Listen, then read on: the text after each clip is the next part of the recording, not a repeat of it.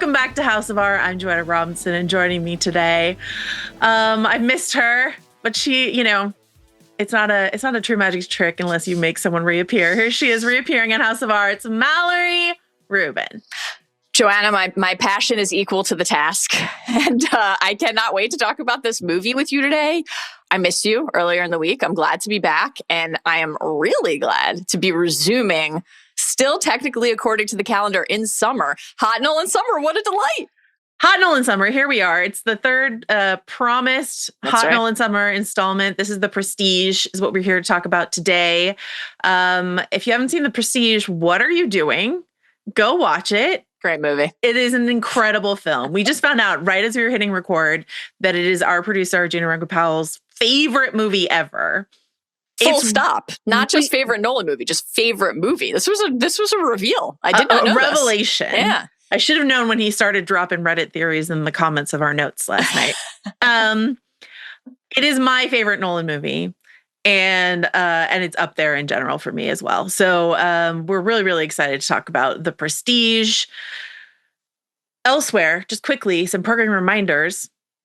We're going to continue our Alien Earth coverage. That is something that we are doing. The Midnight Boys Pew Pew are checking in on Gen V as something that they've got coming up. So something to look out for.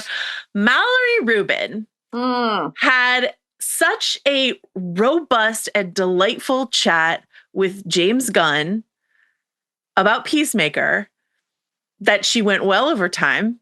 I heard it ran really long because he was having too much fun. He was having the best time of his life. It's the best interview it's the best interview he's ever had in his entire life. And you can hear it yourself on House of R next week for Peacemaker mid-season check-in. Mallory will be talking to our pal Benjamin Lindbergh a bit about Peacemaker, and then you will get the full James Gunn interview about that show. So that is something that is coming up on this feed next week. Anything else on the program reminders front that we should talk about, Mallory Rubin? I can't wait to reunite with you and Rob for Alien for the final 2 episodes. Missed you guys this week. I had a terrible migraine. I apologize for missing the pod, though I did enjoy all of the bad babies who were like, is this because of the Ravens? Yeah. It wasn't, but I felt seen and known by... I'm glad they know you so well. Yes, and I apologize if I am squinting into the camera even more than usual today. My migraine has lingered on. Yeah, but she's here anyway. We tried to give her an out, and she's and like, yet no. Here I am. This is her dedication to her art. It's a full-time commitment, Mallory's dedication. There's definitely nothing in this film about the perils. Exactly. of being overly committed your work to and the your bit. achievement, no matter what. No, I just miss you terribly. It's as simple as that. Beloved. Mallory continues to watch Buffy the Vampire Slayer, so that's something we will check in again on the future. But I know that she has met Spike. I have. Episode of Buffy the Vampire Slayer season 2, and that is the most important thing that's ever happened to me in my lifetime. Okay. Spoiler warning, as we mentioned, for The Prestige. Yes. There's a lot that happens in The Prestige. There's a lot of twists and turns. If you have made it this far in your life without knowing the twists and turns of The Prestige, please go watch it. Don't let us spoil it for you on a podcast, for the love of God, okay? No. And then also, though we have not planned out our entire sort of fall programming schedule, there is entirely a possibility that we will continue into crisp Nolan fall. It's something that is intriguing to both of us. So, if the other content continues to sort of leave us with some spaces in our schedule, then perhaps what would be your preferred next Nolan movie for us to do? Oh, I want to do all of them ultimately before the Odyssey, and I think we have time, and I think that would be a joy. But despite the fact that I think both of us feel fairly muted on this particular film, I do think there's a case that Tenet should be next because it has an anniversary this year. It's 5 years. I always like to hit an anniversary, and then we could save Memento for the top of next year when we get an anniversary for that. Granted, did we say today we should save The Prestige for next year when it turns 20? No, we said, fuck it, we're doing it at 19. We're doing it now. We're doing it now. We can do whatever the hell we want. Sounds great. I love that for us. All right. I will need to really test the merits of our home sound system if we do Tenet at any point. I'll be coming back to that a little later on in today's podcast. Okay. Exciting. Let's go now to our opening snapshot. Let's do it.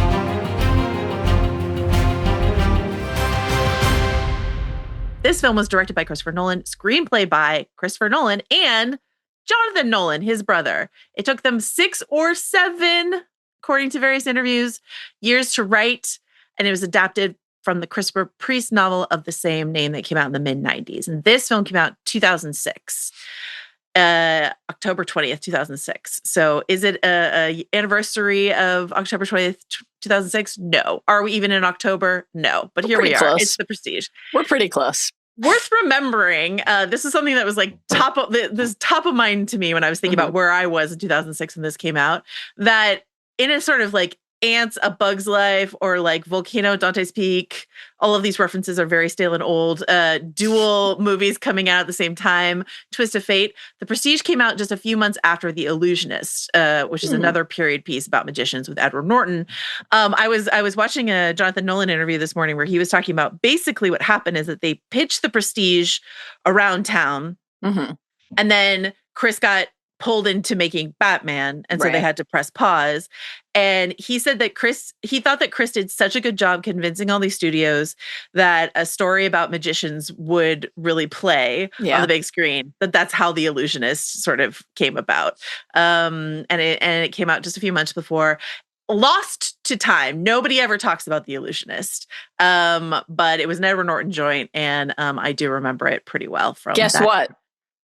Not Arjuna Ramgopal's favorite movie. No. And so there you go.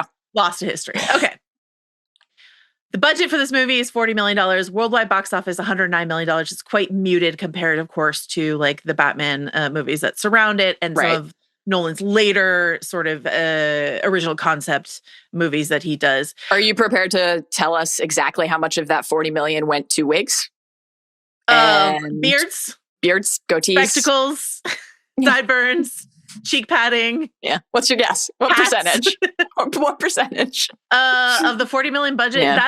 That is a multi-million-dollar wig budget, is what I would say. The glue alone. Yeah. Absolutely. I think it's in the scope of, and we talked about this when we talked about Inception, in the scope of Christopher Nolan's career, I think it's really important that he did this movie between Batman movies, that he took these breaks between Batman installments so he didn't just become the Batman guy for such a huge chunk of his career. He's like, I'm also interested in doing this period piece about magicians. I'm also interested in doing this sci-fi heist about dreams. You know, like I am a guy with broad tastes, and so I can hit the bullseye of pop culture, and I can also hit the niche of a literary adaptation of a book about dueling magicians, which I love. It's important to have that variance creatively, like for I assume him as a creator, for us as consumers, certainly, for the industry at large, but also it's important to remember that there's a constant among the variants, and that is Michael Caine being in all of those movies. Very true. What he said is that what Chris Nolan has said is that when they wrote the screenplay, the character of Cutter, they did not have Michael Caine in mind. But I'm like, I feel like you're lying. I simply don't believe that. I feel like you're lying to me. I feel like there's no way that's true. There's just no way that's true. I think it's also like an underrated little bit of oddity that Bale's character's name is Alfred, and just 1 year after Michael Caine, of course, portrays Alfred, Bale is Alfred. So there's just all these little sprinkles that carry forward. Great stuff. No, and there's a lot of similarities in terms of like the idea of dual identities. You've got someone like Angier, who is a lord who is masquerading as something, you know, like there's this sort of Bruce Wayne aspect to Angier. There's, of course, the dual life. Can you have a full life with this double identity idea with Borden? Like all of that sort of stuff that's in the Batman DNA is, of course, in this story as well. I know that because Warner Brothers is like, hey man, you got another one of those Batman movies? Yeah. They made this movie sort of as quickly as possible and sort of as intimately as possible. Wally Pfister, who's the DP on this movie, who is worked with Nolan a ton, talked about how basically they did handheld camera for this movie, and because it's faster to just do handheld. So they were sort of sprinting through this movie, trying to make it as quickly as possible. They just dressed up LA, you know, and sprinted through this movie. But he's like, it's exhausting holding that camera the whole time, but it gives the film this, it's almost like it's not an independent film, but it just gives it this really intimate quality that Christopher Nolan will never return to in any of the rest of his career thus far. Yeah. I love the enormity of what Nolan has done with the rest of his career. We need these directors who can command massive budgets and think in large scale and give us these immersive, huge experiences. But this is, we're still running on the fumes of, Memento Nolan, following Nolan. Like, this is still him reaching back to his more independent roots. And so I like this as sort of like the last installment of that time. Yeah. And what a fitting story to apply that filmmaking tactic to, like, even if it was born out of necessity, maybe as opposed to like creative intent, it works so well because so much of the story is about taking us inside of a certain perspective or putting us in the position of somebody who does not have that knowledge and does not inhabit that level of awareness and is trying to glean something from just a degree away. So I think like that, the sensibility of the visual filmmaking in that sense really feels, and this is like a film that is going to unlock meta commentary after meta commentary as we talk about it today. And that's just, there's just like so much to that layering. And this is just one example of it. But like, obviously some of that is about what we understand about the trick or the illusion, the technique at any given point, what we can glimpse. Can we see the trapdoor? Can we see the sleight of hand? But also just like, can we understand something about a person, about their motivation, about what they do and why, about who they understand? Can we read what's on the page as they're trying to understand what's on the page, et cetera? So it feels quite fitting ultimately. And are we being told the truth as we're reading what is on the page? And I think we'll talk a bit, we talked about legibility a lot when we talked about Inception, and we'll talk about that a little bit more as we go forward in terms of like how to make something so complex legible. Yeah. When we inevitably cover Tenet or Dunkirk, we will talk about that again and like what is successful and what is not. But like having handheld camera work throughout this film means that when we swing back and forth into recollection or, jump forward in time, stuff like that, we are seamlessly, because the handheld nature sort of can match. So we're just sort of like, we're not from like a wide setup into like a close intimate. We're just like constantly moving through time and point of view and perspective and all of that. And so I think it's just goes hand in hand. Nonetheless, despite the handheld nature, or maybe probably because of it, this gets an Academy Award nomination for cinematography and for art direction. Mallory Rubin. Let's go to our general discussion before we're going to have our usual sort of Nolan awards and categories to talk about, but we've got some general meta commentary, et cetera, to talk about. So general discussion wise, Mallory Rubin, where were you in 2006 and how did this film come to you at that time? Later? Yeah, I was midway through college in 2006, and I think I saw The Prestige for the first time in 2008. I can't recall exactly, but I believe I saw it like I feel in my memory that I was living in New York City when I saw the movie, which would have been right after school. And I just love the movie so much right away, as we have discussed on our prior two pods. I love Christopher Nolan movies, and this is one of my two or three favorites. It's certainly in my top three. And as I've mentioned the prior couple pods, that order can sometimes, vary a bit, but it's never fallen lower than three for me ever. And I just think it's fantastic. And it is like a movie that is so radically distinct on a rewatch than it is the first time around that I really enjoy having like both of those relationships to it. There's the really unmatched experience of seeing it for the first time if you have the privilege of going in knowing nothing about it and not having had any of the twists spoiled for you, which I had not, despite not seeing it, during its like initial theatrical run in 2006. And it's just mesmerizing. It's awe-inspiring. It is, as you already like hinted at and alluded to, even on first watch, digestible, legible. It's requiring a level of focus and attention from you, but it is not insisting that you track every single detail in full the first time in order to find it like a satisfying experience. It is, of course, performing as a film the three-part magic trick that we learned so much about from Cutter and over the course of watching Angier and Borden act. You know, we have the Pledge, we have the Turn, we have the Prestige. And I just remember like pretty vividly, again, spoilers. We're getting into full spoilers from here. You've been warned. Please go watch the movie and then come back to the podcast. Like the first time that all of the twists started to unspool and mount and build in real time. I remember in particular the cut to the twins, like the finger, because you have that moment earlier in the movie where Sarah's like, how can it be like as bad as when you first got the wound? And I remember that like sticking in my mind, right? And you're parsing.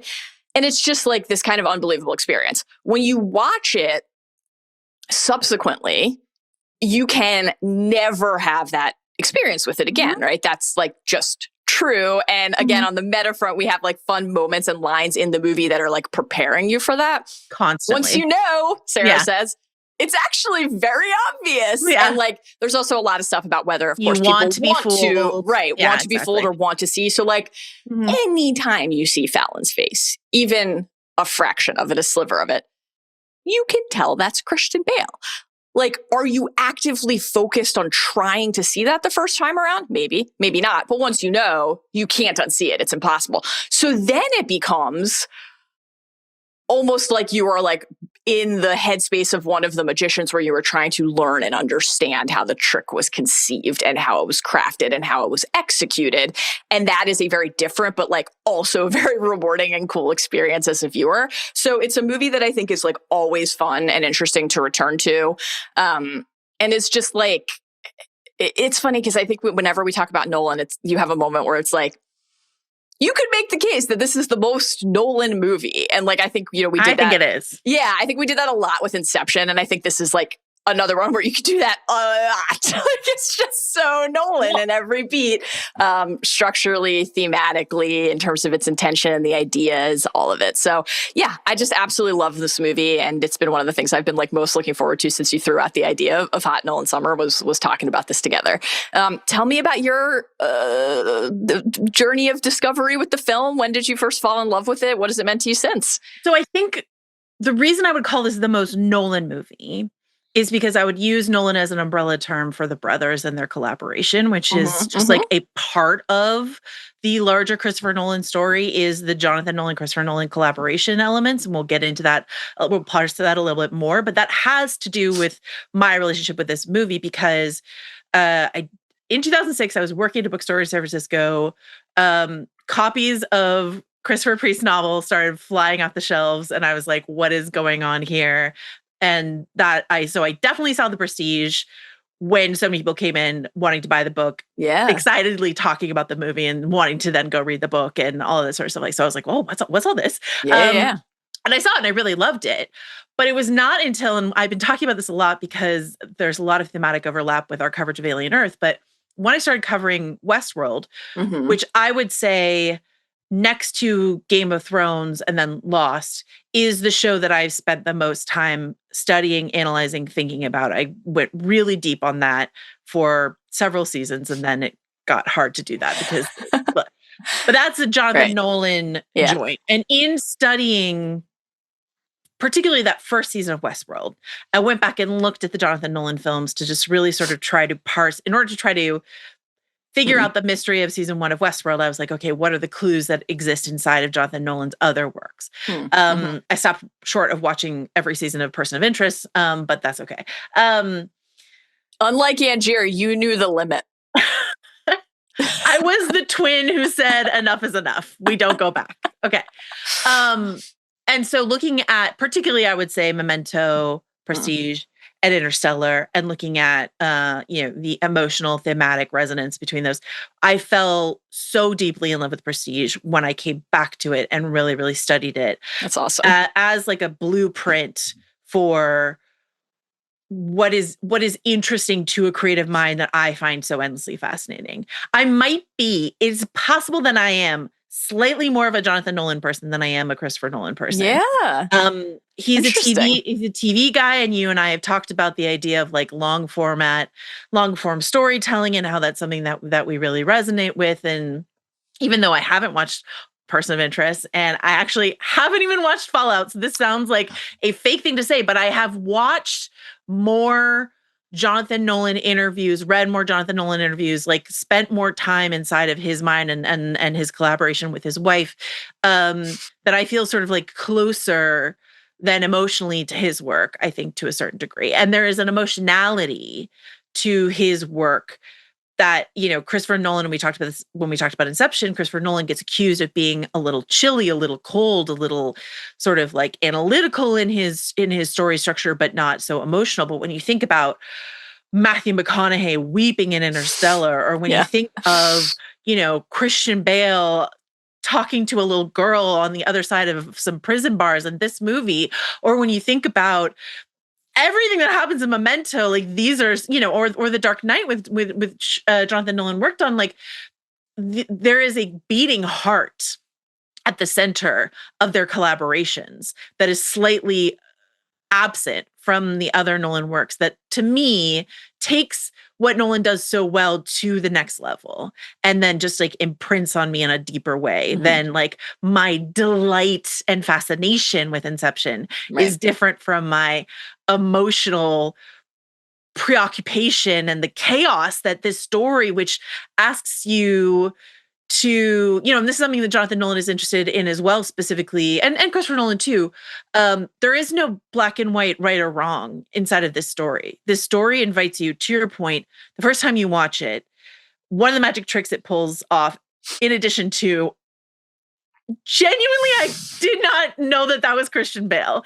I'm sure that there are some people who did. If you're going in and you're like, yeah, you're right. Because like it does the whole time that there's just like, well, it can't be a double. It's a double. So yeah. So it's inviting you to.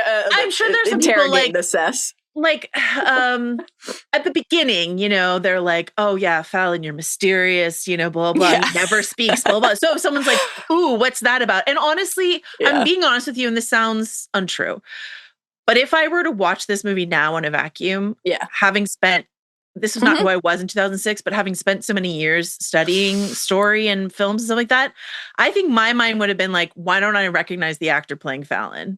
And would have tried to figure out who that actor was. And in doing so, with the little glimpses of side cheek that we get and under the hat that we get, I would have been like, wait a fucking second. I really do think that now, I don't know that this would have worked on me, but in 2006, it absolutely did. I was going to say something similar, actually. Like, I am trying to, like, remind myself that 19 years ago is not that long ago, ultimately. And as we recently talked about on the Buffy pod, like, from the late 90s, the early 2000s, both of us through different stories were falling into, like, message boards. There was plenty of, like, theory corner stuff happening on the internet already. But inside of the 2 hours of watching the film in real time, I do think right now, given the sheer volume of theory culture online, the brain is just in a different place watching this stuff. It's the volume of twin clues is so substantial that, like, yeah, I think probably there are plenty of people who, but my it's funny because, like, my instinct is to say, like, call bullshit on anyone who's like, I got it the first time. But I think you're right. There are probably plenty of people who, if they're like intention and part of how they're perceiving it is, I want to understand the trick. I don't want to be fooled. I want to track it from the word go. Borden sitting in the audience, looking for the trapdoor immediately, then it's right there in front of your face. It's right there. It is right there and undeniable. And then when it does work on you, you know, and again, this sounds like, it sounds arrogant to say, but one of the reasons why I love this movie so much is that it did get me, and it is harder to get someone who watches as much television and film that I do. You can still get me, but it is harder. And it's definitely harder than it was for 2006 Joanna. And like, so the joy of, you know, for me, it's the moment when we just get the first like full to camera, still in the prosthetics, but full to camera. And I just remember, like, is forever emblazoned on my mind.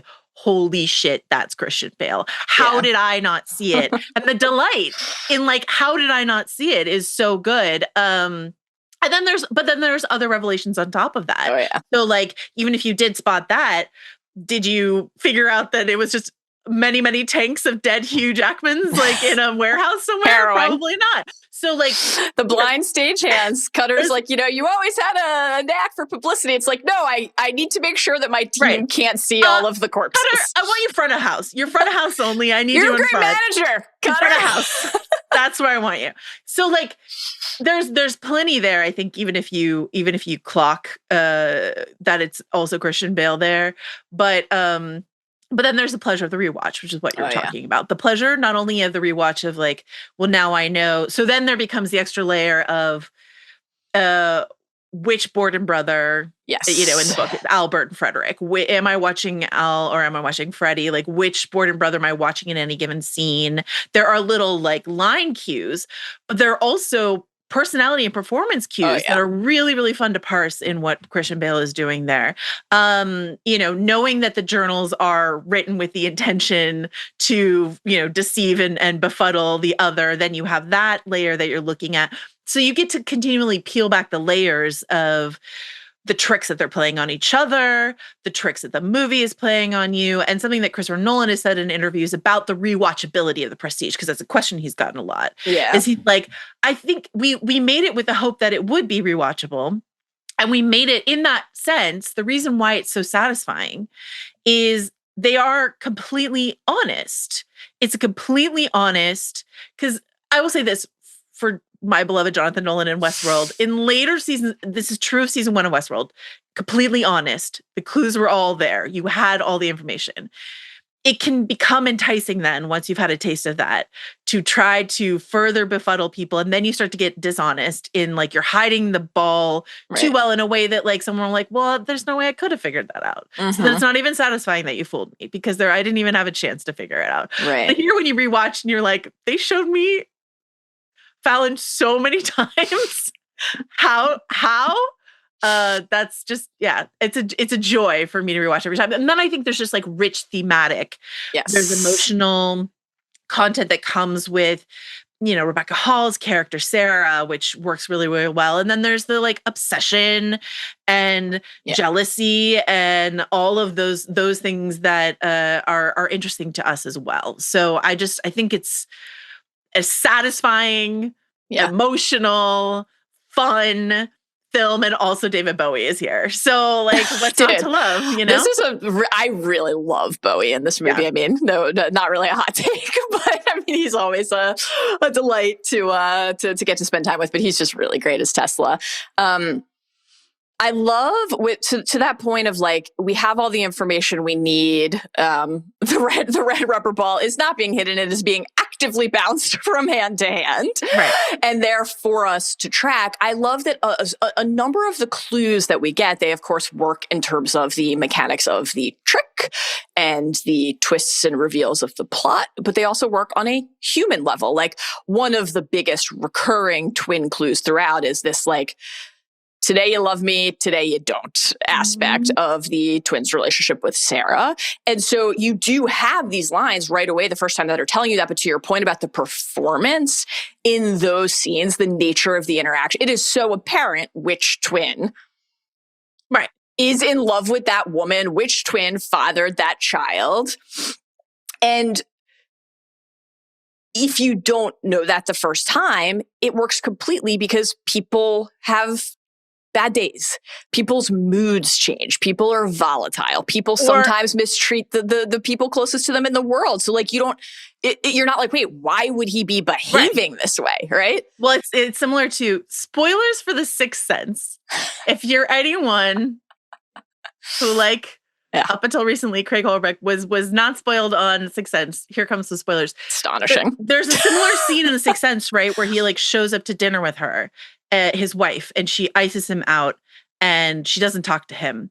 And it's you. Yes. When you rewatch it, you're like, well, that's because he's a ghost. But when you watch it the first time, you're like, oh, Right. This is a tense moment inside of this marriage, right? So yeah, right. the tensions that can exist inside of a marriage, but also specifically in reflection of Angier, who goes through something similar with Olivia, where there's like this affection with Olivia, but then he gets consumed by the art, the magic, the competition, Borden himself, and so it's like, sure, today I love you, and then today I'm obsessed with the job. But then you get the heartbreaking revelation at the end of the movie that like he was like deeply in love with her the whole time and could only experience half a life, had to plead with his twin brother to like, please be nice to my wife because she is struggling, like all of these things. And help convince her that I love her. Yeah, it's brutal. I think something that hides the ball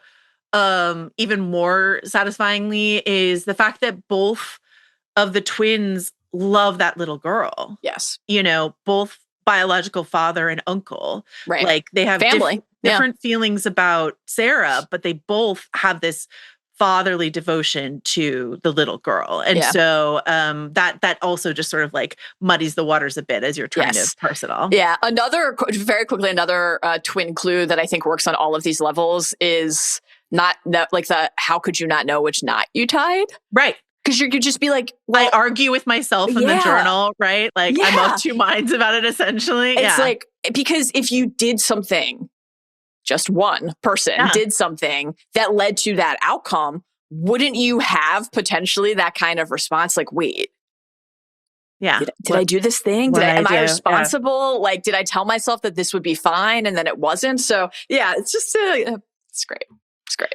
So it's like intellectually satisfying. Like you just relish all the ways in which it's all there. It all fooled you, but it's all there not in like a clunky, dumb way. It's all there in like a way that's just sort of smoothly, silkily integrated into this very human story of like obsession, tragic devastation, all of this sort of stuff. It's a plot puzzle, but it's like a puzzle of the mind. It's a puzzle of the heart. It's a puzzle of human behavior. It's a puzzle of deceiving other people and deceiving yourself. Like it's just a joy.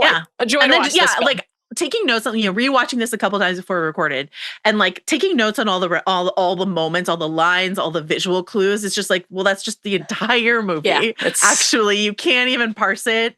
Videos do exist on YouTube of like every single clue. And I was like, oh, you're just going to roll me the whole movie? Because that's what it 2 hours and 9 minutes or whatever the runtime is. Yeah. That's what the movie is. But I will say, it is satisfying to call a few out. And I will say the opening shot of the top hats and the cats. Great. A great one. Then we go right to the birds. All of that's Angier, the opening shot, the birds, that's Borden, right? Cutter is telling us sort of everything we need to understand to be in the right mindset to understand everything. And then he's like, show you something ordinary, a man. And then the camera's just like right away, there's Christian Bale and in a fake beard in the audience. You know what I mean? And it's just like, it's just delicious. Okay. One of my favorite examples of that is Sarah's nephew, the little boy who can, through more innocent eyes, spot the truth. It's like, what about his brother? What about his brother? It's like, great. We actually just tweeted it out. This coin has two heads. Okay. Anyway, so something that Jonathan Nolan has talked about about the experience of watching this movie for the first time. Mm-hmm. And this is the difference between doing this over the course of a film versus over the course of a season of television. Right. Is what he calls the sort of like when you go to see David Copperfield perform a magic trick, you know also that is a magic trick of some kind, but there is this. What he calls it, the pleasure of the liminal space, a hiccup of the human mind where you want to believe, right? And this is a quote from the film, but if you could fool them even for a second, you could make them wonder, right? So you want to just sort of like you're watching this over the course of 2 hours, your brain is plenty occupied trying to track what is happening when, right? Because we're bouncing all over time. And then you get to the revelation at the end. If, however, this were like episode 1 of a season of television, the Redditors would have freeze framed a side profile of Fallon on like Reddit before the night is over. And they'd be like, that's also Christian Bale. The end, So you can't do that over a season of television. Right. So it's, anyway. Okay. Our beloved producer, Arjuna, introduced this theory. I had never heard this theory, but introduced this theory in our notes last night. Speaking of sort of like twists and turns and that sort of stuff, the Allie Tesla theory. So Andy Serkis plays a character named Allie, Mr. Allie, who is the assistant to, and the assistants are very important in this movie, assistant to Nikola Tesla, is played by David frickin' Bowie. And so this Reddit theory lays out this whole idea that Allie is actually the real Nikola Tesla, and that, like, you know, David Bowie is playing sort of an actor hired to portray Tesla when the real scientist is Allie. How convincing do you find this? Do you want to go into any particulars of this? Is this thematically interesting to you? What do you think about this theory? I don't subscribe to it. I was not aware of it until last night, and in the mere hours that I've had to think about it since Arjuna brought it to my attention, I'm not inclined to believe it, mostly because, but I like it. I think it's very interesting. I agree. I like it. I don't believe it, but I do like it. Yeah, that's where I am too. I think this is really fun and really interesting, and just in general, like, I love that 19 years after the movie came out, we can still have this experience where it's like, here's a new theory that maybe you hadn't heard of before. I think where I ultimately landed, why I don't personally land on Team Allie is actually Tesla, is because as the characters in the film and the script of the film actually tell us in plain language and indisputable fact, everything we need to know is revealed. Like, actually, and I think that's kind of an interesting thing about the movie. Like, we talked a lot about this during our Inception pod, where there's such a robust debate raging still about the conclusion of the movie. That's actually not the case here. Like, I mean, there's some stuff that is left open to interpretation, but like, the movie shows its work, right? I agree. I agree with you. I will say, having gone on a sideways journey through the Reddit theory boards after Arjuna posted this, the main theory that people like to debate is whether or not the Tesla machine actually works.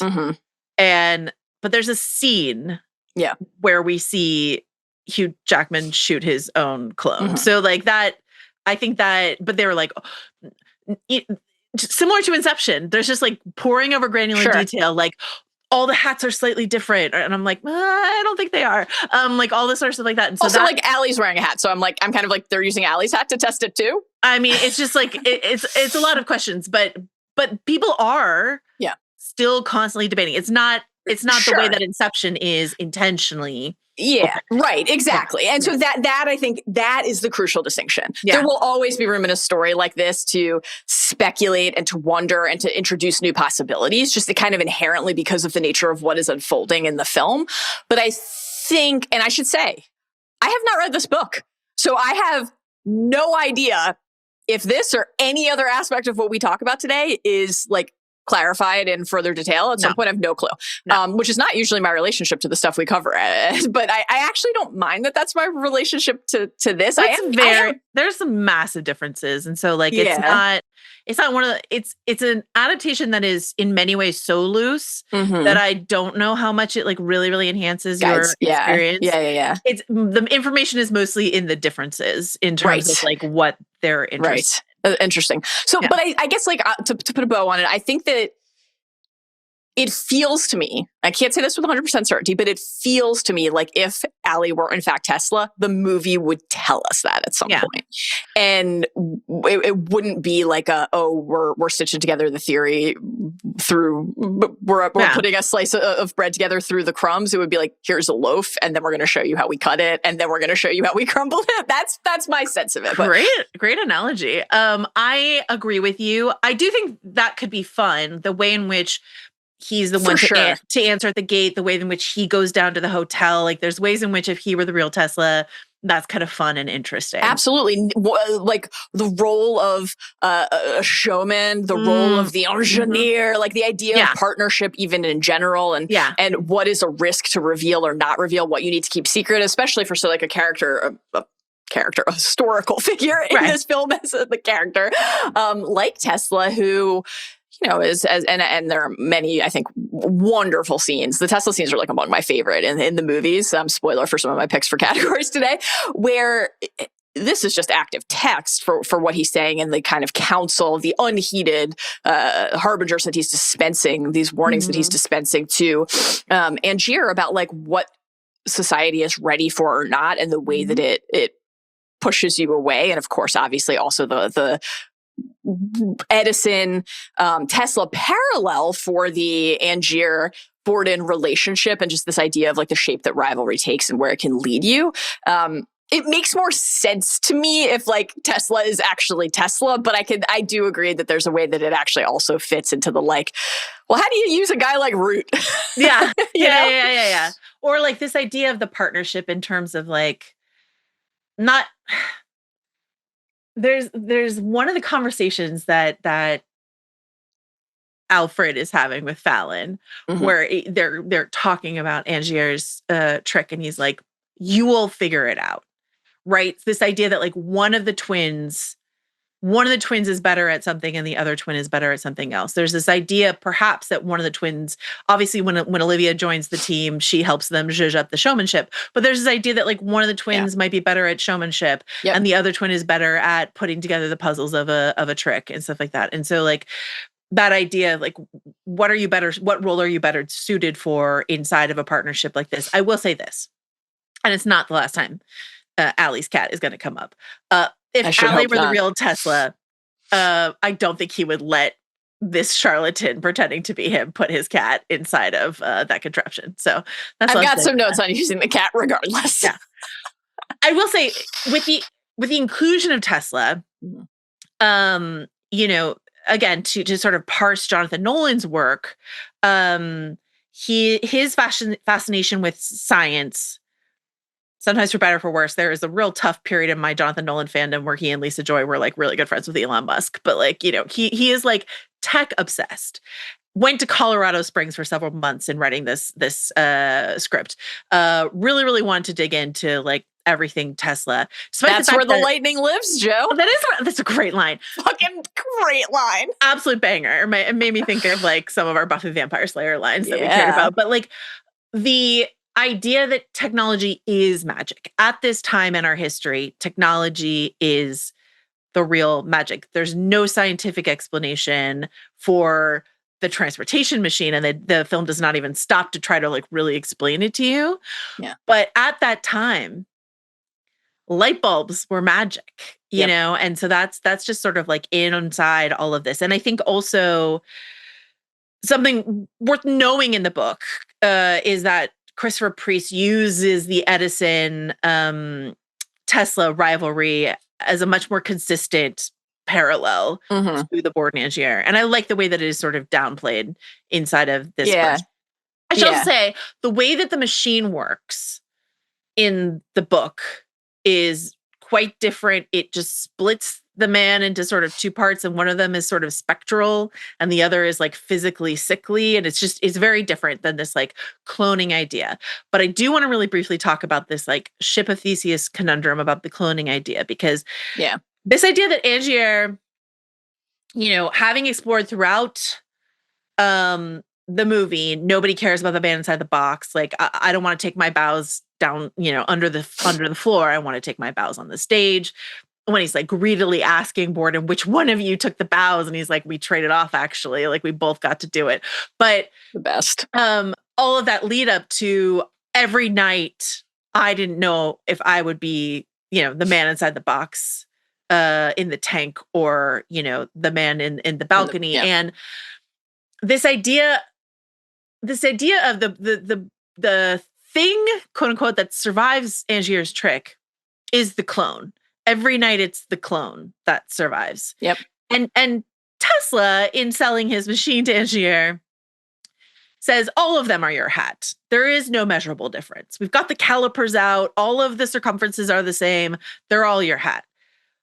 But we don't know what difference this over and over and over again process has on a man. And there are reads that you can have of this movie that in the process of doing this, you know, he laid his trap no matter what. Yeah. This was his idea from the start. But the nastiness that is like to take his daughter, like the nastiness that is the Angier late in the movie, warped by plenty of other things, says, I don't care about my wife before he goes, through the copy machine several times. So this is already something that has disturbed and warped him. Yeah. But like, what might the cloning process have done to him? He has no way of knowing if that clone in the balcony is just like a tiny bit different every time. And the ship of Theseus idea of like, how many times do you replace a board on a ship before it becomes a different ship? How do we relate that to what Angier is going through? What minor cellular mutation, what minor personality difference then makes him not the same man as the man who, for the first time, went into that tank of water, What I love about this so much is that all of that is there. And I think it is equally true and interesting to think about the other side of that, which is that if he's not like a Xerox where the toner is like a little less sharp every time, and it is actually, and this is like this is, there's a version of this film where like this question, is that you? They're all your hats. Are they all your hats? Is like the entire focus of the film, and that's obviously not the case. But if they are all your hats and it is him, and the interpretation is that the ship is the same after the boards are replaced, no matter how many of the boards are replaced, then the question, which I think is just as interesting, is like, what does it mean that you would do that to yourself? Because if or like every time that he's from firing that gun to every single night, 100 shows he signs up for every single night for as long as it ran, he dropped into that tank knowing what the outcome would be, and that harrowing reveal of the line of liquid coffins. And I really in particular love the payoff of Cutter calling back to Julia's drowning and the eulogy. The eulogy, and this like, well, you told me it was like going home. I was lying. Actually, it was agony. And so like, what if that was what you inflicted upon yourself because you thought it was worth it, because that cost was worth paying to you? And what I love about that, because that is, of all the things that happens in the movie, the idea that Angier would be like, oh, going in that tank will just be like going home and fine, is painfully ridiculous, but not inside of a story which hits again and again and again. You want to be fooled. Right. Let me latch on to this thing that Cutter said at the eulogy. Yeah. Oh, it'll just be like going home. Right. I will just justify this thing that I'm about to do to myself every single night to be the greatest, not just to be the greatest, but to entrap and torment this person who I have made my shadow, my enemy, all of this sort of thing. Yeah, there's like the idea that the fiction is why you go to the theater, that it's the thing you crave. Like I also love the moment where Angier's like, in one of the conversations with Tesla, like, if they, like, I'm going to present it as illusion. If they thought it was real, they'd scream. If they thought I was sawing a woman in half on stage, they would be horrified. That's just so great and so interesting. I'm going to try to make this comp without spoiling the specifics of this story, the story in question, because it is one that we both consider a sacred text, and I, much like this film, would want people to discover it on their own, but it's like very never let me go coded to me, So I just this is like also fascinating. Okay.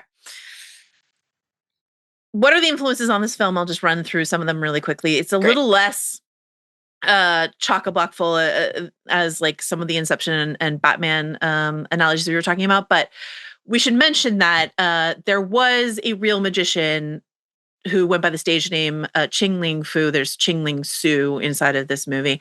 But this is a real man who existed, who pretended to be elderly and did this trick and perform, and for years pulled this off. And that was the inspiration for Christopher Priest to write this book in the first place. And the rivalry, the real life rivalry of Edison and Tesla, which you can see in the absolutely subpar film, The Current War. What does it do? You mentioned Tesla's a real world figure. What does it do to you that there is someone real like Tesla inside of the story, and that the real person Tesla is connected to the sci-fi part of this particular tale? I think that there's probably a version of this story where these are fictional people instead of real life figures, and it works equally well, honestly. But because like if you're watching this movie and you don't know that Tesla and Edison are real people, which is I think possible, I don't know that you have a lesser experience, honestly. But I think a lot of people, especially now in the Tesla era, are familiar with the fact that this is a real person. And as you noted, this has like spawned other examinations in pop culture as well. I think, we've been talking about many times over the years, but including recently because of Alien Earth, Arthur C. Clarke's 3 laws and, the way that we always are interested in this idea of science, technology, magic, when do they become indistinguishable from each other? So I think that's like really fascinating, given that part of the story hinges on the fact that the machine is presented as a thing that actually works, that it clones this person. And it's like, so that's not a trick. Okay. There's that aspect of it. Yeah. But I think more broadly, and I'll return to this in some of my categories, so I won't go too much into depth in it here. But I just think the way that Tesla speaks about, and the magicians as well, from Cutter to Borden to Angier, like talk about what people want and how they perceive what they receive. It's really interesting, I think, to me to think about what is consistent and what differs, if that is like a real thing, an advancement that could improve something about your community or your life, versus how you pass the time for one night out at the stage, and like that's in the mix and in the brew for everything. And then I think like the area where it's most interesting to me, and this doesn't ultimately like have anything to do with the fact that they're real people, but I think the fact that they are adds like a little bit of an extra jolt to this. The rivalry, which obviously we'll talk about more in our categories. One of the things that I love best about like this showmanship versus scholarship, the theater star versus kind of the true artist. I love that is like not where it ends, and that it's entwined then with this examination of the different forms that resentment can take. Like there's this guy's a hack version of the resentment. Why do people like the hack? And then there's this guy's better than me version of it. That's the greatest magic trick I've ever seen. This sort of like... Yes, exactly. Right. Like having to acknowledge that person is, your rival is superior, and that you will never be able to do that, and like how that drives you mad. But that it's equally crazy making to say like, why do people praise this buffoon? And so that's obviously applicable then in the other relationship, which like I really like. I think it's also really interesting to think about inside of that notion, the why they do it, as it is reflected back in Edison and Tesla, because something that the film doesn't go too deep into. There is one like sort of line about it, but this idea that like Tesla wanted to give away his power for free, and Edison wanted to monetize it. Right. And the thing that gets Tesla got is this idea that like, well, the powerful people who see the opportunity to make money are going to try to squash the person who's trying to give away this life-giving thing for free. And what's so interesting inside of the Tesla legacy is the idea that he could create a cloning box that could, I don't know, feed everyone forever, end any idea of world hunger, whatever. And this fucking magician, like rich ass tourist, is just sort of like, I'm going to use it for magic, for showmanship, to entrap my rival, all this sort of stuff like that. But the why they do it is so interesting, because you think about Angier as this, absolutely stinking rich lord, and he talks about in his, as he's dying very quite slowly from a gunshot, talks to Borden about why he does it, right? And he's like, we'll come back to this probably in our categories, but like, if you can fool them even for a second, you can make them wonder, then you get to see something very special. You really don't know it was the look on their faces, right? So that is why Angier does it. Borden does it, and he explains this to Angier when they're looking at this fake elderly Chinese magician. And he says, total devotion to his art, utter self-sacrifice. It's the only way to escape this. And then he slaps the brick wall next to him. Borden and the Borden twins came from nothing.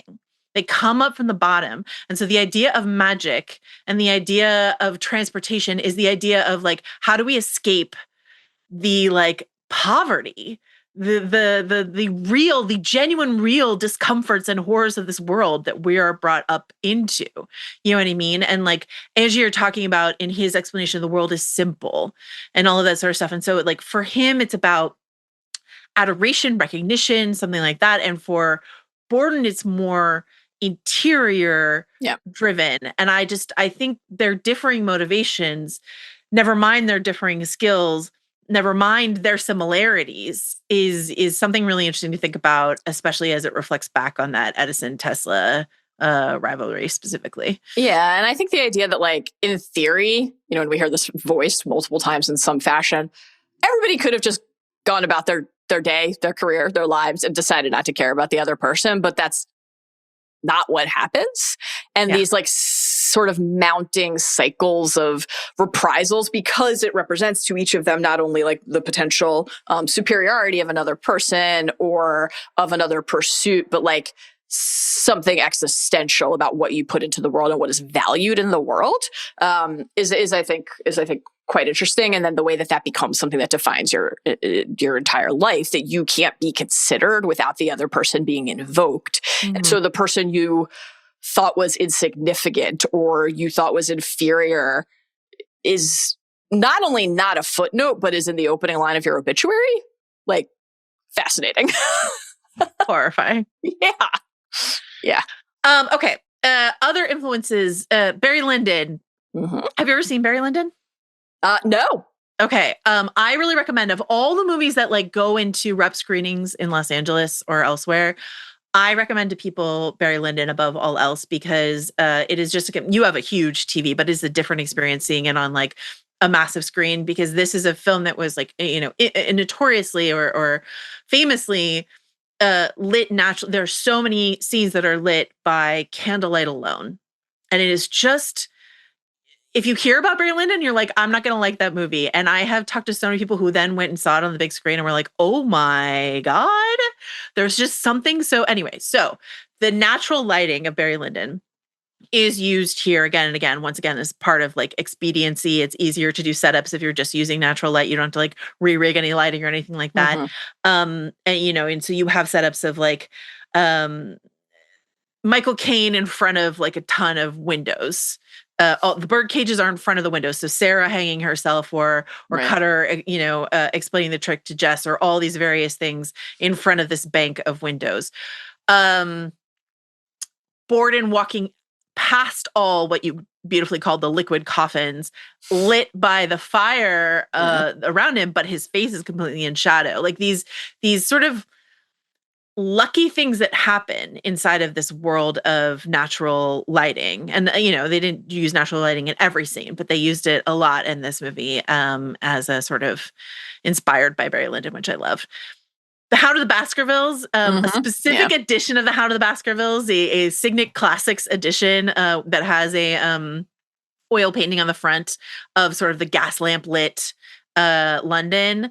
This Wally Pfister has talked about seeing on his son's desk and being like, yeah, that's it. That's my London. And then The Thin Red Line, which is one of my favorite movies. Christopher Nolan talks about the way in which that film just slides in and out of memory. You know, you could use Tree of Life as sort of a similar situation, right. A much more confounding but similar situation, where you're just sort of like, you're not doing the With Love and Respect, the TV show Lost, the like whoosh of an airplane sound in order to bring you into the past. There is no like hard and fast cut. Sound is bleeding through as we're just sort of like taken back inside of various memories or time periods. And that just sort of freedom of fluidity. Yeah. And that idea that like the audience will come with you in this. So much of this movie is in the editing. And that's just something we can partially thank Terrence Malick for. Thanks, Terrence Malick. Thanks, Terrence. I already talked a lot about the Jonathan Nolan, Chris Nolan partnership and how I feel about it, but I'm just curious for you, when you think about Memento, The Prestige, and Interstellar, and the 2 out of the 3 Batman movies. Mm-hmm. Is there an identifying feature that you see, like anything that stands out to you in terms of Jonathan Nolan's influence on Christopher Nolan or vice versa that you think is worth talking about? I don't think I have anything to add beyond what you beautifully summed up. I think it's interesting that there's like a heartbeat and an emotional core to the films that stem from their partnership. I think like if that were the entire filmography and how they both spent their lives, we would be fortunate for it. And I think it's really cool that that's also not the case. And like they do their distinct things without each other. Like I like the idea of the way that partnership is always something that they can return to, but actually like not like the twins in this film, something that they simply cannot. They're not each living half a life. Right, yeah, you know? So I think that's really interesting. But yeah, I'm such a enthusiast of the bulk of Nolan's filmography that I have such affection for the films that they've crafted together, and also the films that Chris has made without his brother. I'm excited for you to watch Fallout, given that it's not only a J Nolan joint, but crucially a Goggins joint. So many of your main dudes just waiting. I know. Great stuff. It's the world's biggest mystery why I haven't watched. Also, Snacky is there, so we've got some Yellow Jackets ties. Ella Purnell's there. I know. Great stuff. I've heard nothing but good things. I will watch it. I promise. I think it's interesting to think about. I think this movie and Memento, in terms of like a puzzle we have to unravel, are much more successful than something like Tenet. Like in terms of that legibility, it's there in Inception, but it's absent in Tenet. And so I can't really say Chris Nolan is incapable of it because he does it in Inception. Yeah. But I think in Tenet, this attempt to be like, follow me, here I go on this like unusual time journey. It works in Dunkirk, but it doesn't work in Tenet. So I think that's interesting. And I think it matters. And there are plenty of Tenet defenders, and we've gotten emails from them, hobbitsanddragons@gmail.com if you're a Tenet defender. But like, I think it matters that it didn't work one time. Do you know what I mean? It like for sure even better highlights the time that it does work. I want to talk about Dead Wife of Palooza is what I'm calling it. Okay. We're gonna talk about this in the categories. Yes. It's something we've been building up for. But I did want to mention this is our richest text when it comes to the theme of the dead wife as key plot point of a Nolan joint. Tough to report that neither of these dead wives exist in the book. These are Nolan confections. That is just, to me, remarkable and perfect. In the book, Angier leaves Julia for Olivia, right? So she doesn't die in the take. The inciting incident is a disrupted seance and a miscarriage. It's not Julia dies in a tank. And then Sarah does not hang herself in the book. And so that's just something that they thought was really important to put in here. Interesting. Incredible. I do think it's worth noting that both Chris and Jonah Nolan, their closest creative collaborators when they're not working with each other, are their wives. Emma Thomas for Chris Nolan and Lisa Joy Nolan for Jonah Nolan. So it's like they love their wives. They respect wives, and it's not fictional wives. It's fine. We've already talked a little bit about this idea of identity duality doubles. Is there anything sort of remaining here that you think is quite interesting to drill down on? I think we can save it for the categories. Okay. And last but not least, the meta text. Rich one. We talked about this with Inception. The idea that you can sort of map the characters of Inception onto various members of the crew of a film production. I actually think this is even more so than Inception, a story. I would have to sort of restudy Oppenheimer, which perhaps we will as we continue on our Nolan journey in terms of like what feels like the most a story about people creating things and the burden of the cost, the responsibility. But like this is what it's like to devote yourself to your art. This is what it's like to work with your brother/wife. This is what it's like to captivate an audience. This is the danger of adding special effects to your movies. Yeah. I think all of this is in the mix here. And I think especially there are just shots of, and Chris Nolan has talked about this overtly. Like for him, the idea of the magic show is the idea of cinema. Like he's not hiding it. He knows that this is what he's doing. There are shots of both Angier and Borden in the audience, sort of like face tipped up to the lights that look so much like someone watching a film. Oh yeah. To me, just like entirely captivated. That moment that we referenced earlier of Angier having seen Borden do the transported man, and Olivia's asking him about it. And he said, what happened, Robert? He had a new trick. Was it good? It was the greatest magic trick I've ever seen. So thinking about Christopher and Jonathan, if you prefer, going to see a movie that one of their contemporaries or one of their rivals made and just sitting there and thinking, how did they do that? Yeah. How did Terrence Malick slide in and out of memory like that? How in Barry Lyndon did they light their scenes with just candles? And can I do it? Can I do it better? Can I plus it? What can I do? I enjoyed that. I loved that movie. I just loved that trick. But I want to do it better. How can I? I think that's such a rich bone to chew on while you're thinking about what's going on beneath that stage. Mm-hmm. Yeah, I love it. And it's interesting to think about, like, not only maybe across the competitive set, but even just inside of their creative partnership. Brothers. Like you have like we were two young men at the start of a great career. Two young men devoted to an illusion.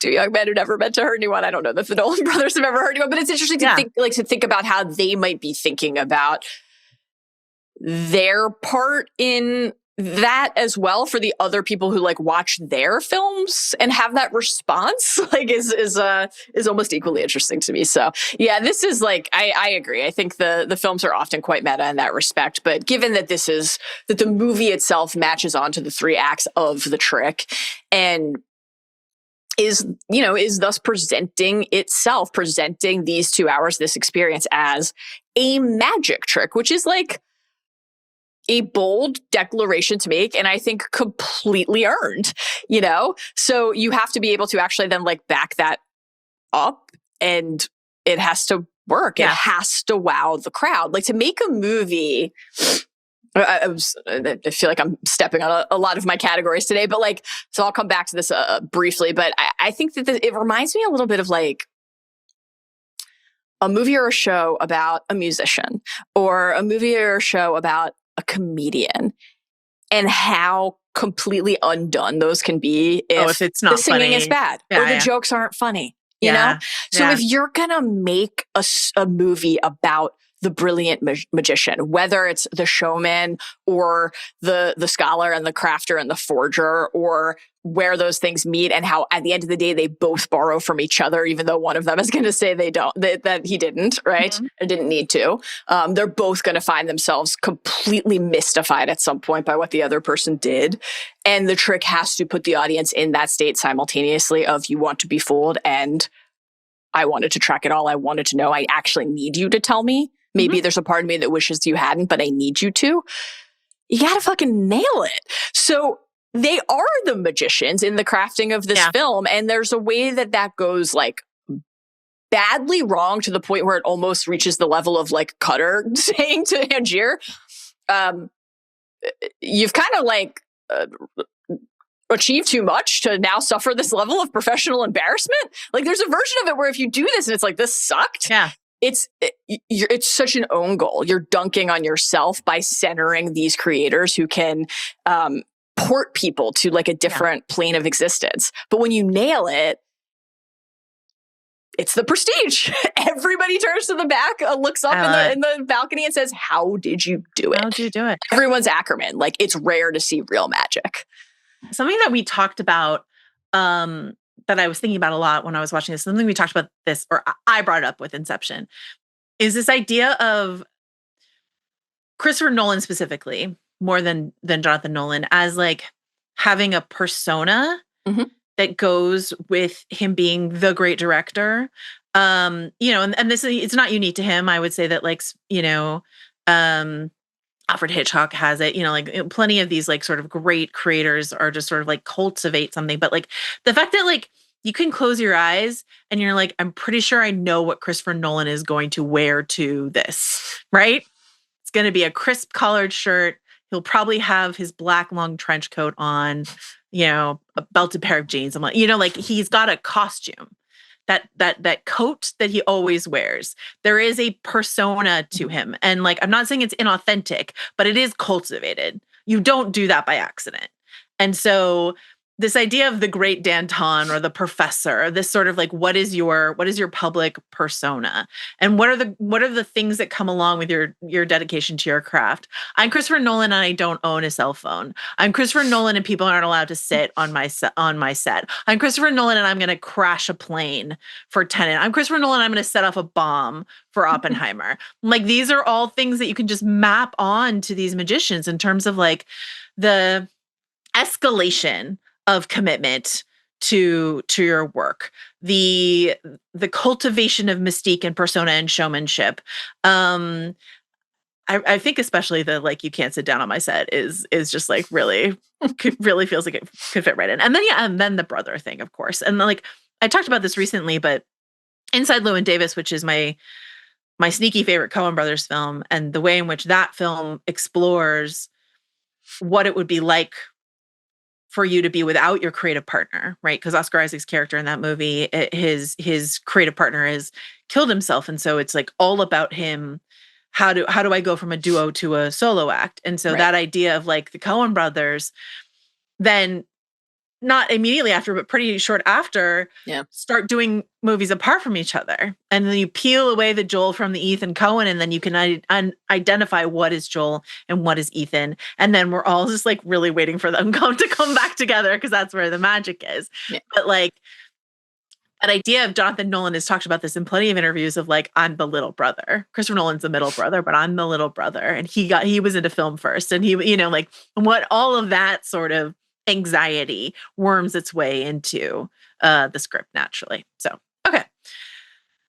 I think we did all the things that we could do. Should we go to our Prestige Top 20? Let's do it!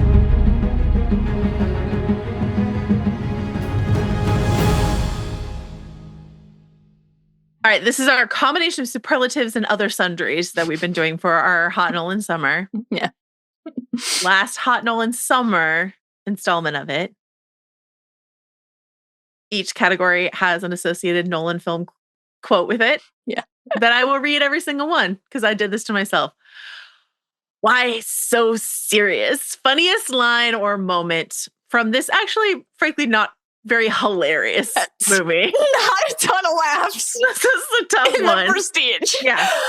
Weirdly, that made this category easier for me than it sometimes is, because I did not have a lot of contenders for this. I went with my guy Root here. Specifically, I genuinely find this scene hysterical. Root's speech after Cutter cleans him up and trots him out to present him to the skeptical Angier as his double. And he's like, you know, he's still drunk, he's stumbling. But then as soon, you know, he's a performer. So as soon as it's ready to be the showman, he can be. And that's all fine, but would not have made the cut if not for the reason that I picked this, which is that he then makes a speech that I just love. Root says to Angier, "Yes, you would drink too if you knew the world half as well as I do. You think you are unique, Mr. Angier. I have been Caesar. I've played Faust. How difficult can it possibly be to play the great Danton?" I just think this scene is like absolutely hysterical. The specific comedy of Root, obviously, in general, and like his worldview and his feelings on the craft. The broader comedy, though, of an actual double being deployed in a story where the supposed doubles are, in fact, actually either twin brothers or copies, like, or clones. And then, even though this is an actual double, kind of ends up not being so different in a way that in some ways like delights Angier, because then the trick is possible to perform, but also is kind of like harrowing to him, right? Because it ends up, and we've already talked about this, so I'll return to it in other categories.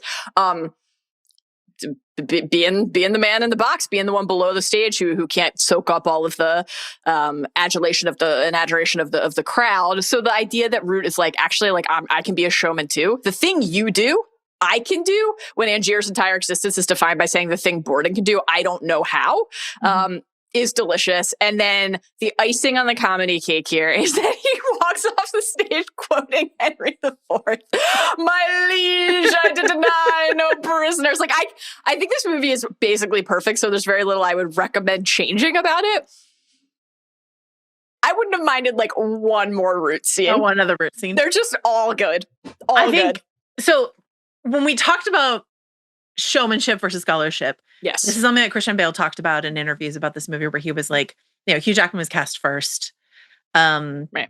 And then Bale actually had to like come and like petition for the part. And basically Jackman was given the option to play Borden or Angier, right? And he's like, I think I'm better suited for Angier. And Christian Bale has talked about this, where he was like, well, Hugh has been on, he's like, I'm actually not really good at that sort of like flashy stuff. He's like, but Hugh has been in like tons of stage musicals. So this is like perfect for him to be the more showy Angier, and like, I'm the more awkward Borden. Like, he's like, that all works really, really well for our personalities.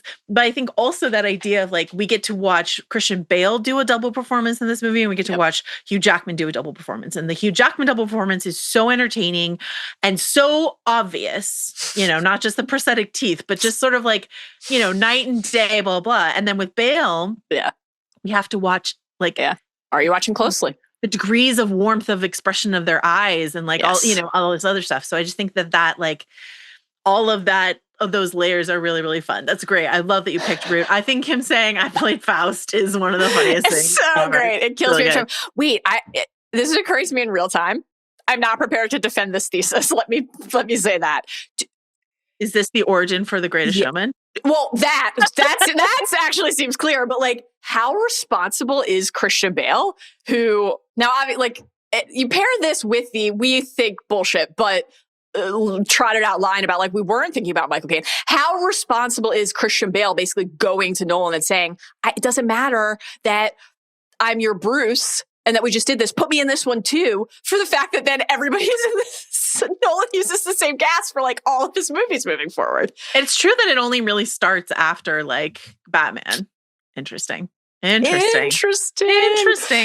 What is your pick for this category? I don't think you're going to agree with me. Okay, tell me. But I would like you to hang with me. Tell me. We obviously have notes for using cats in experiments. We obviously have I definitely have notes because this cat looks just like my cat. Yeah. Like, really down to the green eyes, just like my cat. However, Andy Serkis's Allie, his like body language when it's clear that Tesla has his cat in a very beautiful and fancy carrier, and he's like, what? Where? And then and he says like, if anything happens, you're responsible. You're responsible. Yeah. But like, I think just his performance of like, my cat is really funny and good.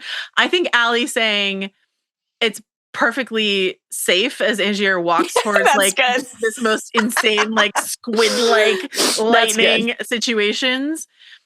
And then this is broad, but the stuff with the prison Borden and the prison guard, right? I'm going to know all of the professor secrets only if I teach you how to read. Only if I teach you how to read does make me laugh every time. That's a great one. Yeah, I can't support the cat pick, obviously. I do support you. And I co-sign the other two nominations. It's his anxiety is funny. It is. Using the cat, like the image of the cat being jolted by the lightning. Horrible. It's not funny. Obviously. Distressing. Yeah. I'm just like, don't let him use the cat. Don't let him use the cat. I will say on the cat front, I really like the filmmaking touch of removing the collar so that then when that cat runs out and the other cat has the collar, we're just like, hey, they cloned the cat. Yeah. And the way those cats hate each other, which is interesting. Well, great. Okay. You mustn't be afraid to dream a little bigger, darling. Sickest Set Piece. This is a little difficult because this isn't as showy as Batman and Inception. Yeah. So weirdly, the last two categories I filled out were set piece and stunt. I had a hard time with it for this one. I might not even have something for stunt actually at the end of I came up with something, but I'm not sure frankly that it counts. I don't know if it's actually technically a stunt. We'll see when we get there. Yeah. But yeah, there's the nature of what do we think of when we think of a set piece and do these kind of like hit that scale. But the reason I ended up finding this so hard was like a little less that and a little bit more a product of a very positive thing that we've already like touted, which is the editing. The editing in the film means that like very few, and this will come up in other categories, very few of these things like kind of exist in isolation. Yeah. We return to them. They're strewn across the film. And so I ended up going with, maybe this is a little bit of a cheat, but I ended up going with Angier's The Real Transported Man in a couple different ways though. Ackerman's initial response to seeing it, just which we've already mentioned, like, pardon me, it's very rare to see real magic. His advice to dress it up a little, disguise it a little, give them enough reason to doubt it, which I really love. Then Angier debuting the trick for the audience, Borden in the seats. He invokes Julia's drowning, which just I guess ultimately part of why I picked this is because it's obviously so central to the reveal, but also like to their character journeys and their shared, entwined, fucked up downward spiral with each other. Reveals the machine. In my travels, I have seen the future, and it is a strange future. He doesn't talk that way. I don't know why I'm using that voice. Activates the machine, stands in the bolts, that crackle of those forks of electricity. We've seen it in these more confined like test scenarios and spaces, but to watch the crowd see that for the first time is like, I think, an incredible experience. Then he disappears. We see through Borden's eyes the trapdoor, and then the reappearance. Man's reach exceeds his imagination. So we're calling upon the lessons from Tesla. Then this like reminds me of how we talk about Star Wars duels sometimes, our favorite Star Wars duels, and it's like the action has to connect to a character moment. Yes. So this is something we've already discussed today on the pod, but like it's basically why I picked this here. Watching Borden be truly stumped by Angier for the first time, this role reversal, him being the one who's like, he's a no talent magician and they're calling him the bloody best, but for the first time, he's actually like, I don't understand what he did. I think Bale is like fantastic in this role. It's one of my favorite. I think, I mean, obviously it's not, Christian Bale's a great actor, but this is one of maybe is my favorite Christian Bale performance. I'd have to think about that. He's been great in a lot of movies. This is one of my favorite scenes of his in the entire film. So 50 yards in a second. In a second.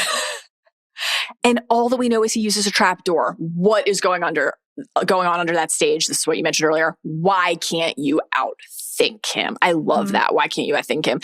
And then the way that it leads Borden to go back even after like basically making a pledge not to and falling into a trapdoor of a different sort that Angier set for him.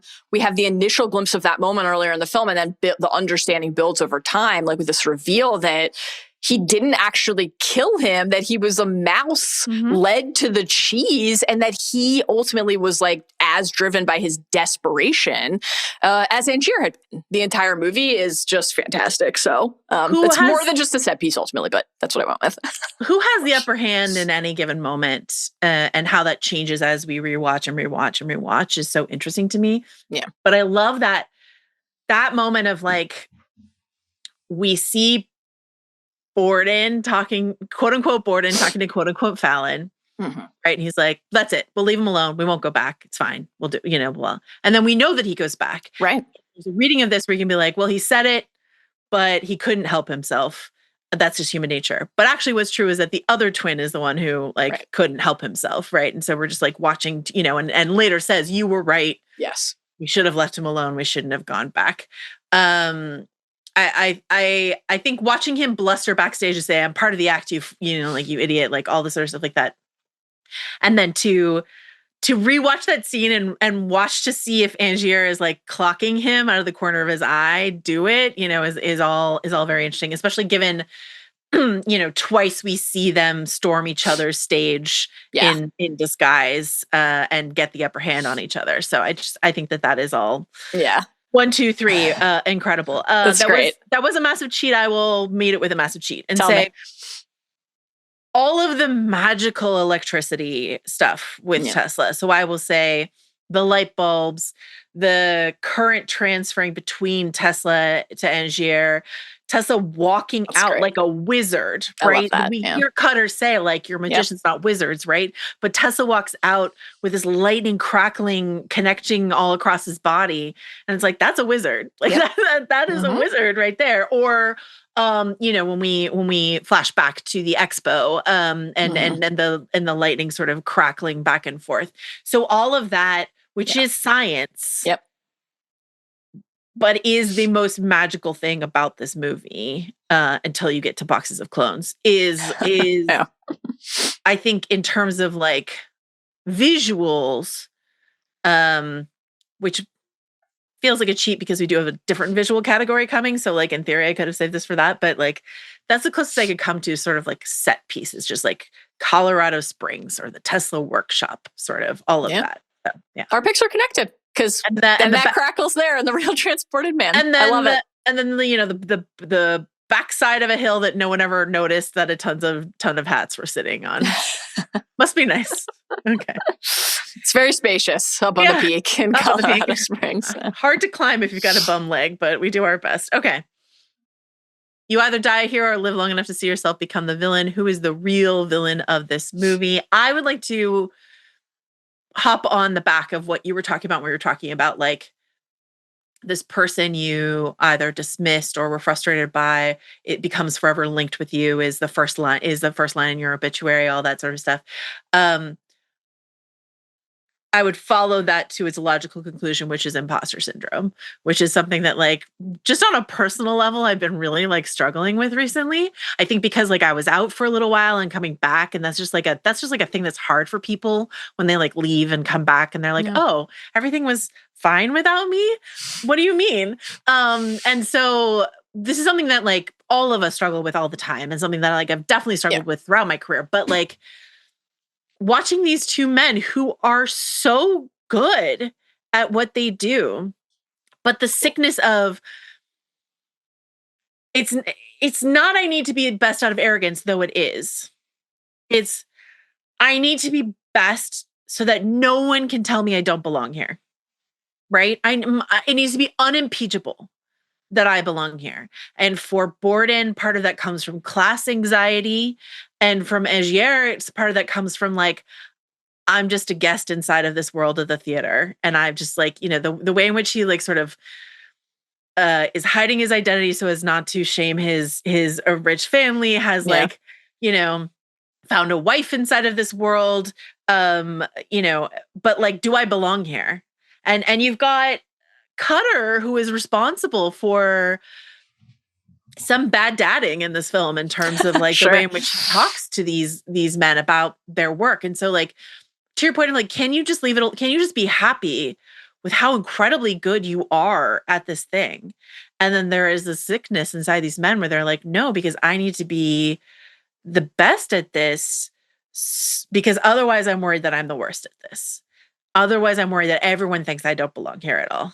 And I think that is for a little brother, Jonathan Nolan, to like write this screenplay for his brother, Christopher Nolan, who has made a Batman movie. I mean, they worked on this before Batman, but like that is just sort of like baked into the process. So that urgency inside of these men, where you're just sort of like, there's a couple things that would make it so this movie doesn't exist. One is if they had CPR, because Julia was just seconds away from being fine. And the other is therapy. If we just had some therapy, I'd like to think, instead of just like talking to our wives and girlfriends and disguised twin brothers about it, I think we would be doing better. So I have to say about that. All right. Who do you think is the real villain of this movie? My pick is kind of related. I'm going with obsession. Because I was considering going with ambition, but I don't think it's that. I think it's when ambition tips, right? It's when, and it's interesting to me to think about this because like as you and listeners of this pod and many people at The Ringer know, we like talk a lot about obsession as kind of the holy touchstone of what we do here, right? It's like a thing to celebrate and a thing to center. It's like we talk all the time about like The Ringer is built on passion, expertise, and obsession. And I love that about what we get to do. And I think that's very much how like I relate. I'm not surprised that we both had very like personal answers to this. This is like part of why this is such a good prompt. Yeah. So I think that obsession can be a gift, but I think it's really smart to examine when the like dark underbelly of that can rear and what leads maybe to that outcome. When, because even like this is another thing that we share and we talk about often. Like, I don't think competition's a bad thing. I don't think rivalries are a bad thing, right? Like we're competitive people. I think that can like really drive people. I think it drives us.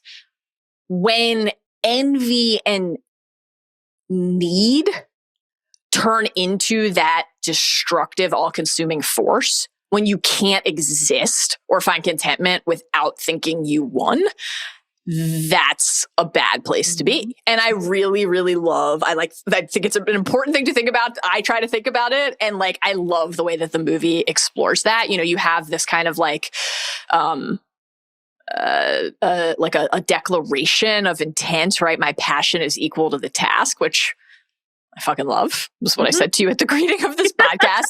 And then you just have warning after warning after warning, much like the clues and glimpses of how the trick itself is performed that point us, road signs clear as day, illuminated by all of the bulbs in the field, to where we're heading, right? Like there's only one place that this story is going. I really love the way that Tesla is used in the film in this respect in particular. Like when he says, have you considered the cost of such a machine? Price is not an object. Yeah, price is no object. Have you considered the cost? Perhaps not. But have you considered the cost? Like that gives me a chill. Yeah, I can recognize an obsession. No good will come of it. Hasn't good come of your obsession? At first, but I follow them too long. I'm their slave. And one day they will choose to destroy me. Like even in this moment for Tesla of self-awareness and recognition of the peril and the plight and the folly, it's still, they will destroy me, not I will destroy myself, right? That's such a like perfect little touch. And the way that Angier's response to this is like, if you understand an obsession, then you know you can't change my mind. And Tesla is, of course, right. This is going to be this one of many unheeded warnings and a harbinger of what awaits. But I love the way that builds over the film when Robert is, maybe the first time in the pod I've called him Robert. It didn't feel right. Angier is so fun to say. Yeah, Robert's, it's not going to work. Sorry, Rob. His name in the book is Rupert. Rupert I might have been able to hang with a little bit more, actually. In your Giles era? Yeah, exactly. Exactly. When Angier says to Olivia, this has come up already, I don't care about my wife. I care about his secret. And there's that moment of just enough shame to pull himself back in, but also like kind of we clock, he clocks, Olivia clocks, everyone clocks. He's already lost. Like losing the clarity of either what actually drove you in the first place, or perhaps more accurately, what you told yourself drove you from the start. The truth that unlocked the fiction that you were going to continue to spin. The Walter White, I did it for my family. Exactly. For my family. Exactly. I did it because I liked it. Yeah. Yes. The way that Cutter will ultimately say, obsession is a young man's game. Like I can't follow you any further. And then of course, Tesla's letter, which is just sensational. I add only one suggestion on using the machine. Destroy it. Drop it to the bottom of the deepest ocean. Such a thing will bring you only misery. Like, this is a literal One Ring, my precious stuff is sealed. Destroy it. Like, that's what this is. Cutter wants to destroy it. Like, everyone's after destroying this cursed object. Yeah. Love it. Okay. Are you watching closely from this movie? Most exquisitely gorgeous shot. Mine's the field of light bulbs, the snowfield. I think that is fucking beautiful. And I love the way just the light fills the screen. I love the literalization of this thematic aspect of illumination, given form in that visual. I really love when Allie picks up the bulb and it goes dark. and then it's placed in Angier's hand and him then twisting it back into the earth. Where are the wires exactly? The look on Angier's face in the sequence, the magician witnessing something magical is like a very powerful thing to be able to show us in the story. And it's also just beautiful. So that's my pick. I think for me, it's, I already mentioned it, but Borden walking away as the fire rages around him and all the tanks are around him and his face is completely in shadow. And the way in which the light is reflecting off the tanks basically gives you like a smoke and mirror, like literal smoke and mirrors moment inside of this magic movie, which I think is just absolutely incredible. I love also do think a lot about Angier taking that bow below the stage. Yes. It's a beautiful shot. And like, you know, emotionally resonant for this character and for, you know, all the people who work behind the scenes and don't feel like they get to take the bow. Yeah. And then also just to usher us into the grisly gothic final chapter of this story, the first introduction to the blind stagehands. Oh yeah, that's a great one. So gruesome, and like, not that like, you know, being blind is, but just the way in which they're just sort of like sightlessly there. Is just incredible stuff. Okay. I can't remember to forget you the scene you think about the most. Yeah. I also thought this was incredibly hard. I think that in some ways, because there are a lot of the things I would have wanted to pick could have gone in multiple categories. But also because the editing and the way we return to scenes. So I'm not going to go with the scene, but I'm going to go with an idea. Okay. The idea that I think about the most, which is explored over a few scenes and which we've mentioned a few times today already, which is just like the commitment that the twins make to live their entire life in secret. Like, I think about this all the time, and I love the way that it is presented to us over the course of the film. When Borden and Angier, when Cutter sends them to see the goldfish trick, you've already mentioned this moment where Borden is like observing and says, this is the trick. This is the performance right here. This is why no one can detect his method. Total devotion to his art. A lot of self-sacrifice. You know, it's the only way to escape all this, you know. The glimmer in his eye, the smile on his face, realizing that the choice he's already made at that point can bear the fruit that he's hoping it will bear. And then the way that Angier, who couldn't recognize it, has to acknowledge that Borden could, right? Before he is aware of what the true significance is, he's saying to Julia, Borden saw it at once. I couldn't fathom it, living my whole life pretending to be someone else. Now he has already changed something about his life, you know, as is discussed actually in that scene. And of course will end up as Lord Caldlow at the end, or not the end, throughout, revealed to us toward the end. But it's a completely different relationship to that choice when he makes it. Angier insisting to Olivia, this is one of my favorite ways that this is engaged with in the film, that Borden is deceiving her. That he wants her to think that the glasses and the wigs and the glue that she spotted lying around the workshop are there for a secret double. All the time, Olivia. That's who he is. That's what it takes. He lives his act, don't you see? Like, he has come to understand something fundamental about this man and yet still doesn't understand the extent of it. The prestige. There's moments where, where Borden is reading Angier's journal, right? And Angier's like, he doesn't understand like the kind of commitment it takes. And Borden's like, motherfucker, I had to chop my own fingers off. Right. Like, what the fuck are you talking about? If only you knew. And they will obviously actively discuss the idea of sacrifice and kind of both pitch the other on the fact that they made the truest one at the end. But, obviously then the way this manifests in their other relationships in their life is also like, I think this is part of why I picked it for this category, think about the most, because, everything with Sarah, like, we get that's mine is like Sarah, like all of the not today. Yeah. All of those moments for Sarah is just so, you already mentioned that there is like plausible explanation for it. Yeah. But just sort of like, her rapid decline. I think it's also like Sarah is so important in terms of like our shifting loyalties inside of this movie, right? Like we watch Angier lose his wife. And Hugh Jackman like sob and like rent his clothing on the ground. You know what I mean? And so how are you not like, but it's so interesting because I was looking at like various analyses of the screenplay, like sort of what people thought about like how you break it down into the 3-part and stuff like that. And some people call Angier the protagonist of this movie. And I you know, I think it's fine to say it's dual protagonists in this movie or triple if you want to count Borden twice, which you should.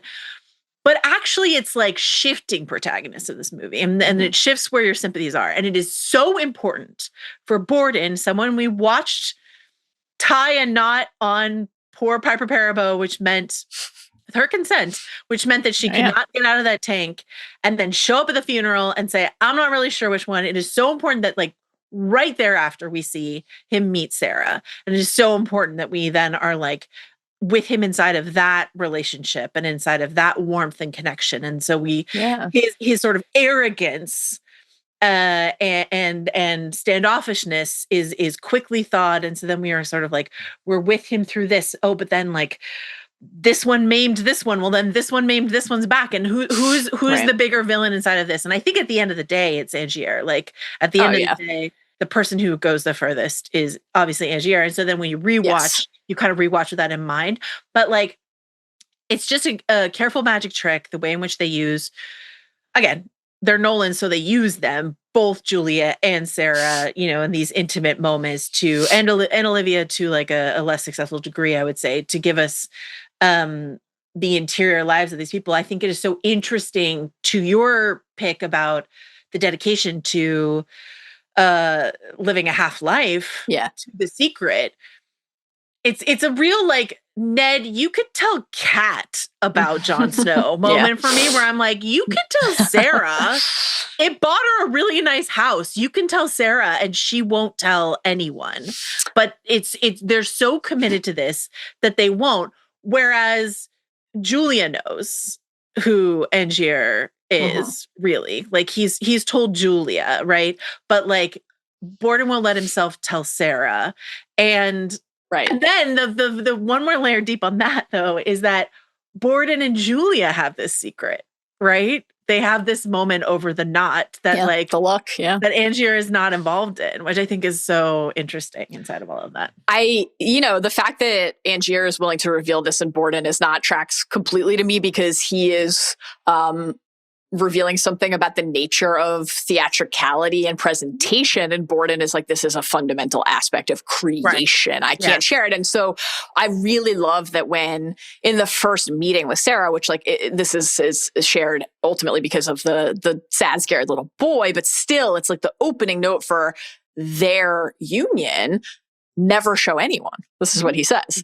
They'll beg you and flatter you for the secret, but as soon as you give it up, you'll be nothing to them. You understand nothing. The secret impresses no one. The trick you use it for is everything. Now, to your point, would Sarah respond that way? Of course not. We even have the bullet catch reveal scene there to like give us a counterweight to like this insistence that nothing could be revealed, but it is just kind of like a sacred aspect of how the twins have chosen to live. And so then the way that deception, the toll, the cost mounts for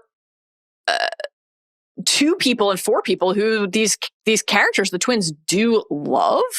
The fact that she could always tell whether the I love you is sincere or not, I agree, is just like, whew, boy, that's a painful one.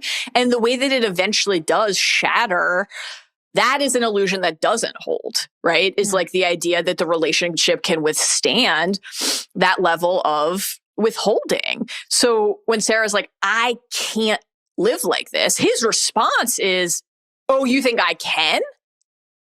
You think I bloody enjoy this? But it's still the choice that he believes has to trump all other choices that he could possibly make. And also that's the wrong twin inside of that. Yes, right. And then like, I think the way that we get that just absolutely like crushing, we each had half of a full life really, which was enough for us just, but not for them line. When he's talking to Angier at the end is just really fucking devastating. And as is the way that he responds to the simple, easy. declaration with no, like simple maybe, but not easy. There's nothing easy about two men sharing one life. And so that is the thing I think about the most, is just what was required to do this and why he thought this was right. Yeah.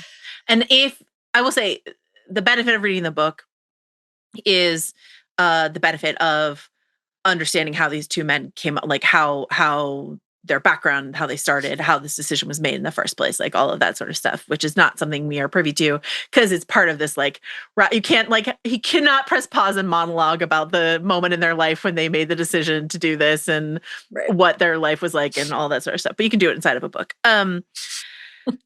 I think also the shifting, the matter of perspective, this goes back to sort of the imposter syndrome, the obsession, the envy sort of thing. As you're following Borden and seeing him greet Sarah and the baby and being like, he took everything from me and he has that. He's perfectly happy. He's so happy he has that. Yeah. And then later reading the journals and like, sometimes he says he's happy. And then sometimes he sounds like a man trapped. And it's because one twin does kind of get to win for a big part of their life there, where it's just sort of like, I dated first, so my girlfriend becomes our wife.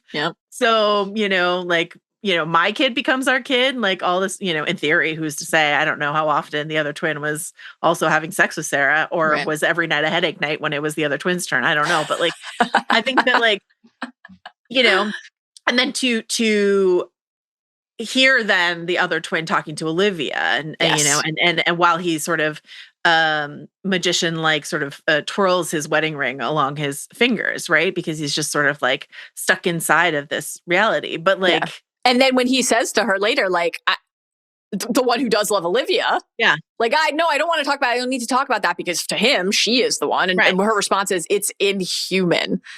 To be that cold. Like, neither of them can fully. There's not a way for either of them to fully enjoy that life because it is definitionally fractured.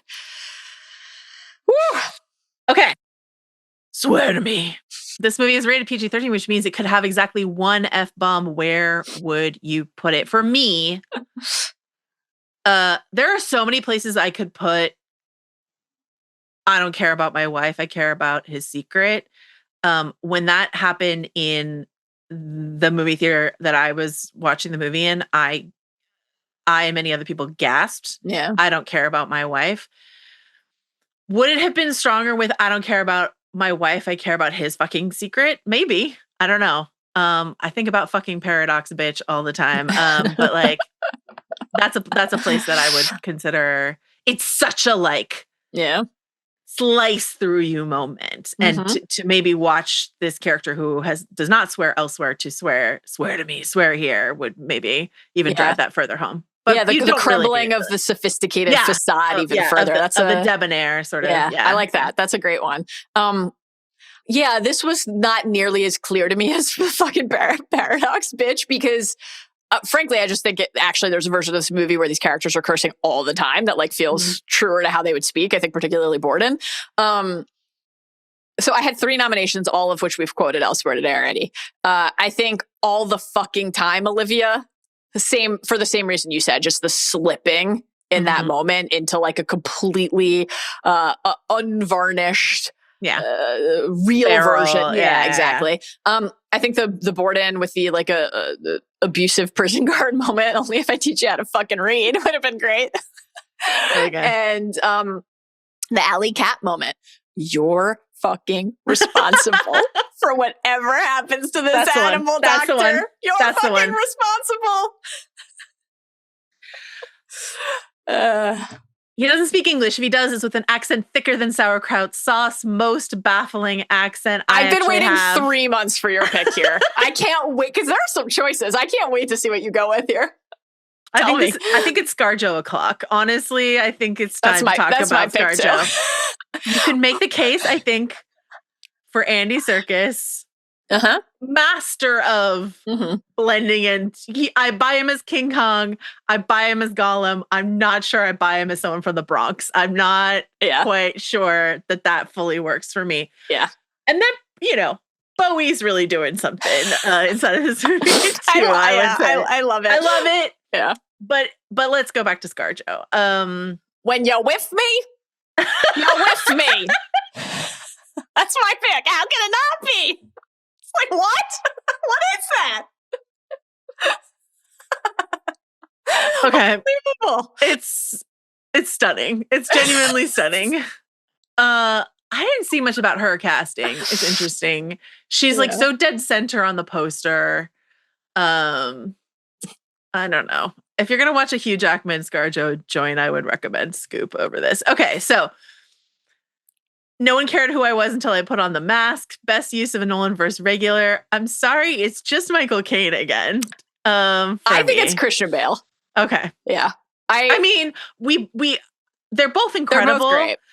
I just think that the way that like Michael Caine inside of so many of these stories becomes this like narrator, and they all narrate inside this movie. But like this movie opens with, you know, him explaining the 3 parts of a magic trick, which we then find out is like part of his testimony at a trial. Like when you drill down to it, he's not saying it to Jess during the trick.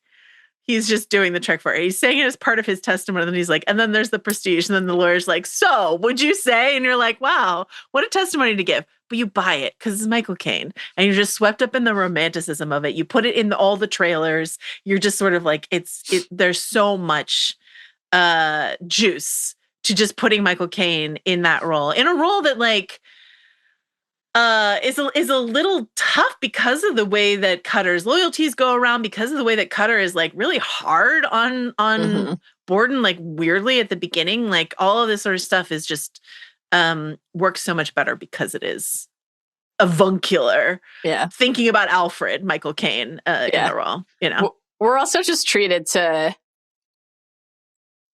some of the most amazing line deliveries from him in this movie. Saves me cutting you an arrow. I can't do the accent, but it's just a great one. I absolutely love it.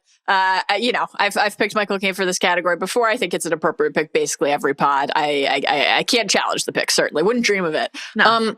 I think the reason I picked Bale is like, you know, as we've already talked about, I just love the performance, but I think specifically like the degree of difficulty of this performance, given the subtle distinction in each scene based on which twin he is. Like it's kind of amazing. So good. Yeah. So I think this is my favorite Bale performance. Yeah. That's true. Yeah. I don't know what I would pick instead, actually. I mean, I think he's fantastic in a lot of films, but this is my pick.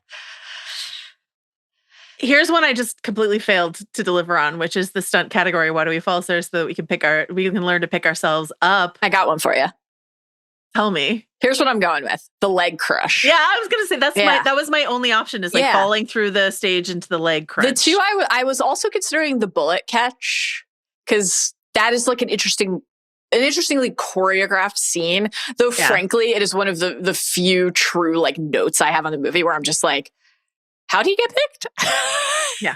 They don't see that that's him.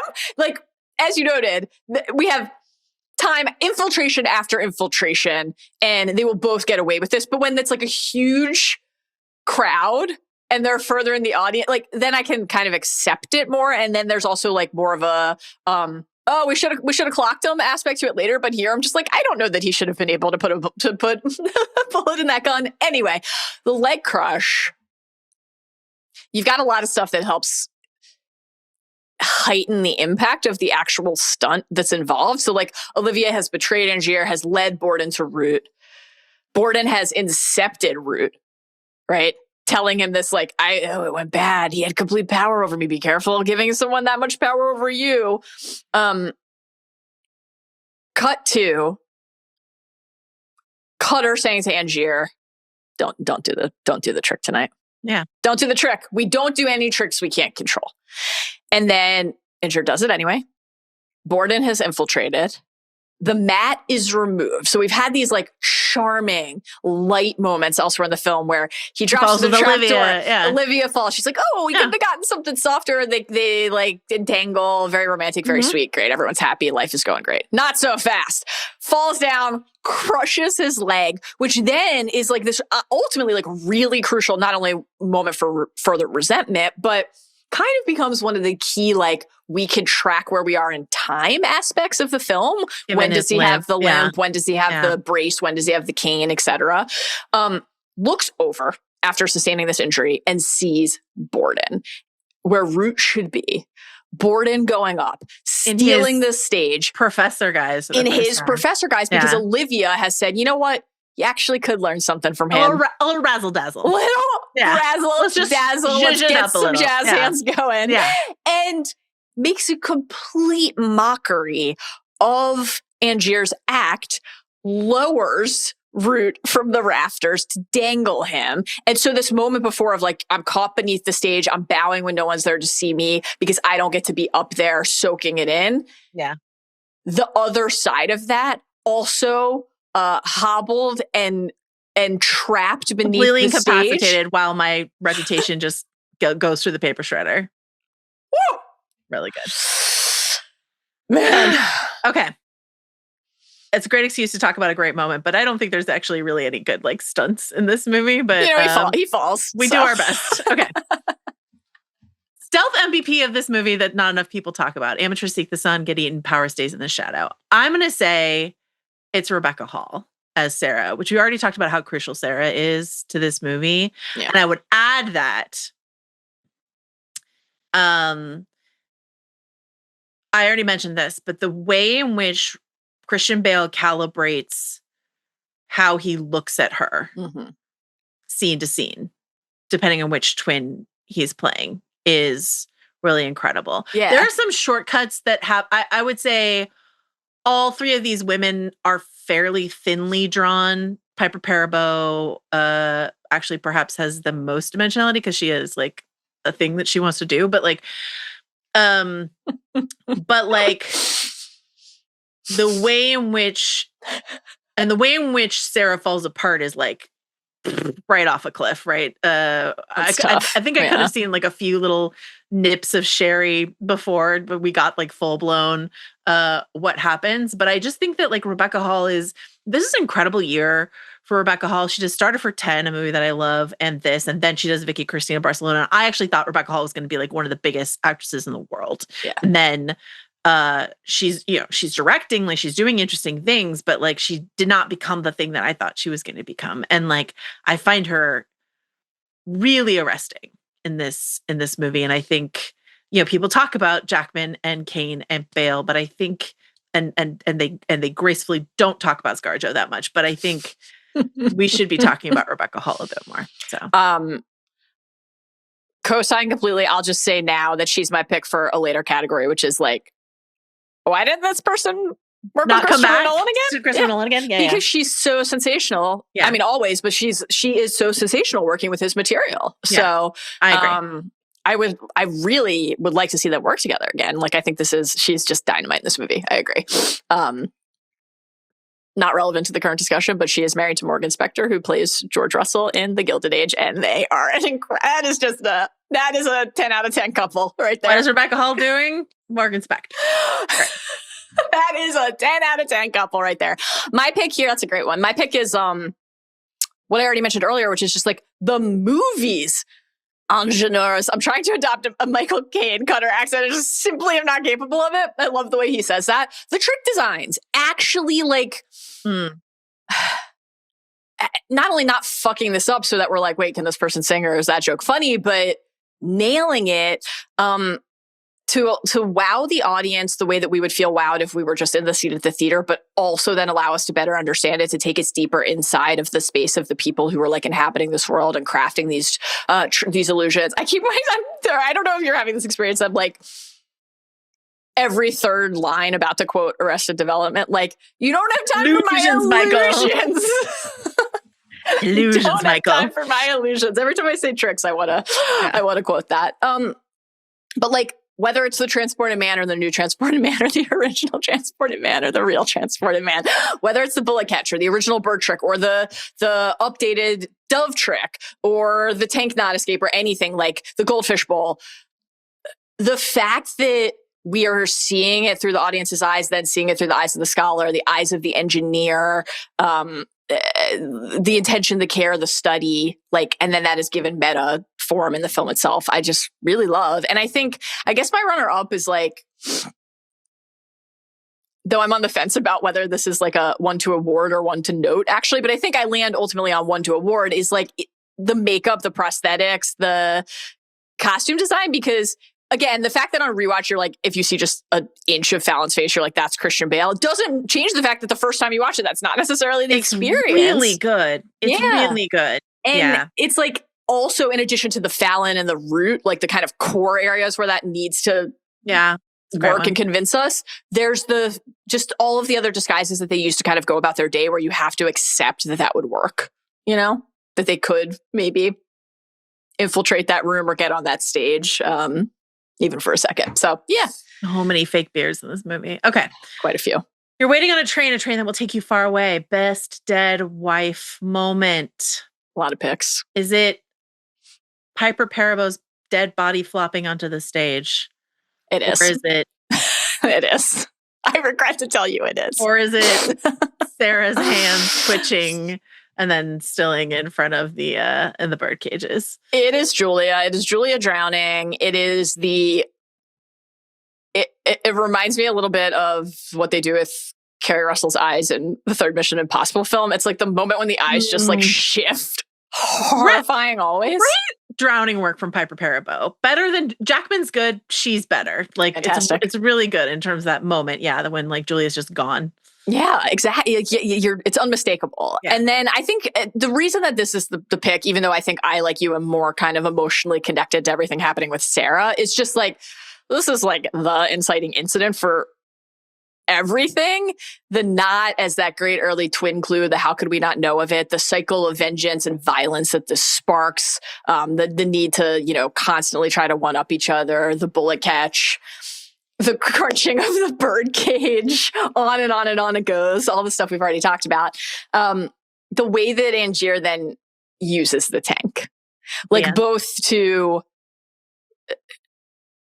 issue this message to Borden in the presentation and the speech, but then also the fact that like that is the tank that his wife drowned in is the tank that he is drowning versions of himself in every night. It's like, to me, the ultimate manifestation of that self-delusion, right? Like, I can tell myself that this pledge is intact. That tank is a way to remind myself that I'm doing it for her, even though that's not what this is anymore. And it hasn't been in a long time. Yeah. Really, really, really good. Also worth noting that like Angier, the parallels of like Angier drowning and Julia drowning and Borden hanging and Sarah hanging is a nice grisly little mirror moment inside of this movie. Okay. I was lying. You said it was agony. Tough. Once again, just want to note for the record that the Nolans added 2 dead wives to a story that had no dead wives in it. Okay. Unbelievable. Like, just defies belief, and yet doesn't. And yet here we are. Okay. They won't fear it until they understand it, and they won't understand it until they've used it. Clearest great man moment. I'm going to give it to this. You're familiar with the phrase, man's reach exceeds his grasp. It's a lie. Man's grasp exceeds his nerve. The only limits on scientific progress are those imposed by society. The first time I changed the world, I was hailed as a visionary. The second time, I was asked politely to retire. The world only tolerates one change at a time, and so here I am, enjoying, quote, retirement. Nothing is impossible, Mr. Angier. What you want is simply expensive. And then we get the price and then the cost that follows. But the exceeds, man's reach exceeds his grasp, which is then, of course, reiterated, as you mentioned, in the transported man trick. But that's just like their fascination. You know, we talked about this with Thomas Wayne. We talk about this inside of Inception. I think this, I put it in here in the first place because I was just thinking so much about Oppenheimer, but it really is an interesting thing for these brothers and Christopher Nolan specifically to sort of revisit again and again, which is just sort of like, what can the one man, the one great man, the one great brain, the one great thinker, the one great innovator do, right? And so to like, put that inside of a movie where Tesla is here. Tesla, the great innovator, Tesla is here. And for Angier to then like steal that valor a bit inside of like a trick is particularly juicy. But I just the use of Tesla in general, the casting of Bowie as Tesla, I think, is so interesting because inspired. There is just this. He's not in the movie that often. He's not even given he's not giving a big Jarrett the Goblin King showy Bowie performance. He's doing something quite subtle here, but there's just a star quality, and you're just like, oh my God, Bowie's here. Oh my God, Tesla's here. Yeah. And this is before Tesla was a household name with the car company, et cetera. And so, plenty of people knew who Tesla was, but not everyone knew what a Tesla coil was. And so, I think that casting choice is so interesting. The speech is so interesting. And the preoccupation inside of filmmaking, which is such a collaborative process. This idea of I find it an endearing sort of Achilles heel for Christopher Nolan. This preoccupation with this idea. Yeah, I think this is my pick as well. The quote that you picked. I mean, how could it not be? And I think Tesla just in general in the movie for the reasons you said. I think that the fact that Nolan is preoccupied, but through that preoccupation, very aware and constantly assessing where this leads people is important. I think the other Tesla quote that feels very headline great man, bold font to me is and I like that because the quote you read is when they're, we've had the little handshake moment and the bringing of the light bulb, but then that's in their basically first proper conversation, on the deck. And then the other quote that I think is very reflective of this idea is in the farewell note. So it's kind of the bookends of their experience with each other. I apologize for leaving without saying goodbye, but I seem to have outstayed my welcome in Colorado. Truly extraordinary is not permitted in science and industry. Perhaps you'll find more luck in your field where people are happy to be mystified. I love that line. And that feels like one of the more meta quotes in the film from the Nolans. People are happy to be mystified when they go to a movie. They're looking and hoping to be transported. And so to pair that appreciation and recognition, that Angier-esque, we do it for the look on their faces, with the interrogation of, well, we're doing it also for kind of the holy, the sanctity of the craft of forging this and being able to, being the rare few who can, the Borden, and then the Tesla ability to see it in full and take stock of, in a way that neither Angier or Borden is able to, because they are in the midst of it. And ultimately, if you look at Tesla and the actual timeline of where the film is set and where he is in his life, he's in the midst of it too, but he's experienced a lot of it to that point. And I think that idea of what this kind of competition and need drives people to, but then also the way the world responds to advancement, whatever form advancement takes. And the idea that the wonder can be mixed with the fear, resentment. And the awe can give way to something that can be as active as banishment. We will not accept that you're here. We are afraid of what you're doing to this place and to the world, and we're not ready for it. It's just all, but all of that's wrapped inside of it's not Colorado that's rejecting him. It's Edison's goons that have been sent to persecute him. And so it's Edison's goons, the same ones who showed up at the expo and are sort of fear mongering in the audience of oh, it looks dangerous to me. I don't look safe at all. That people are susceptible to stimuli in all sorts of forms. Either what you present to them or what other people do is really interesting. Yeah. A great man does not fully control his own fate. That's what Tesla would say in the film, and certainly what a lot of these films have to say. All right, we have a few categories to get through, and I want to make sure that we have time for everything. So let's zip a little bit and say, I'm going to say regrettably miscast. I would say Miss Scarlett Johansson. I would put someone else in that Olivia role. Yeah, I think not terrible, but no, it just doesn't pick someone, Yeah, it doesn't really feel like it's not a ScarJo performance that we remember. I think that's a good one. I think the other candidate here is Andy Serkis, even though I think he's good in the movie. I'm kind of I don't know that Allie is particular enough to necessarily have needed to be played by Andy Serkis. Get such a broad performance from Andy. No, I do really like some of his scenes and moments, and like, you know, you have a circle of trust with someone whose diary you stole. Very fun, very charming, very good. You don't really want to work it out. You want to be fooled. Most satisfying twist. I mean, we've talked about them all Second already. bail in plain sight. Second bail in plain sight. Just stunning. Stunning. That's just sensational. It's unbelievable. It's really like kind of like Pantheon stuff. That's the pick, obviously. I think I guess the like quieter pick that we've talked about, but I want to note quickly again, it's just, I do love the double diary deception. Yeah. I love the double do it. Diary deception, which then like makes you question everything that you heard leading up to it. I mean, I don't think that Borden sat down and faked every entry in that diary, encoded every entry in that diary, especially given the way that it's like the dual perspective and stuff like that. Like, I don't think the whole thing is fake, but it's certainly in latter entries, it's possible that he was just sort of like, let's see how I can taunt Angier. It's not who I am underneath, phrasing, but what I do that defines me. Nolan is not known for his sexual content, but let's go ahead and try and excavate the horniest moment of this film. I'm going to say it's giving your wife a cheeky little kiss on the thigh. Yep. And Michael Caine's like, they can see you in road 3 and 4 when you do that. It's this, you know, they later like have sex in this movie, but it is the secrecy, the thrill of the secrecy of like, every night I get to go up on stage and smooch my wife on the thigh in plain view of everyone, but also they're not supposed to see that I'm doing it. Yeah.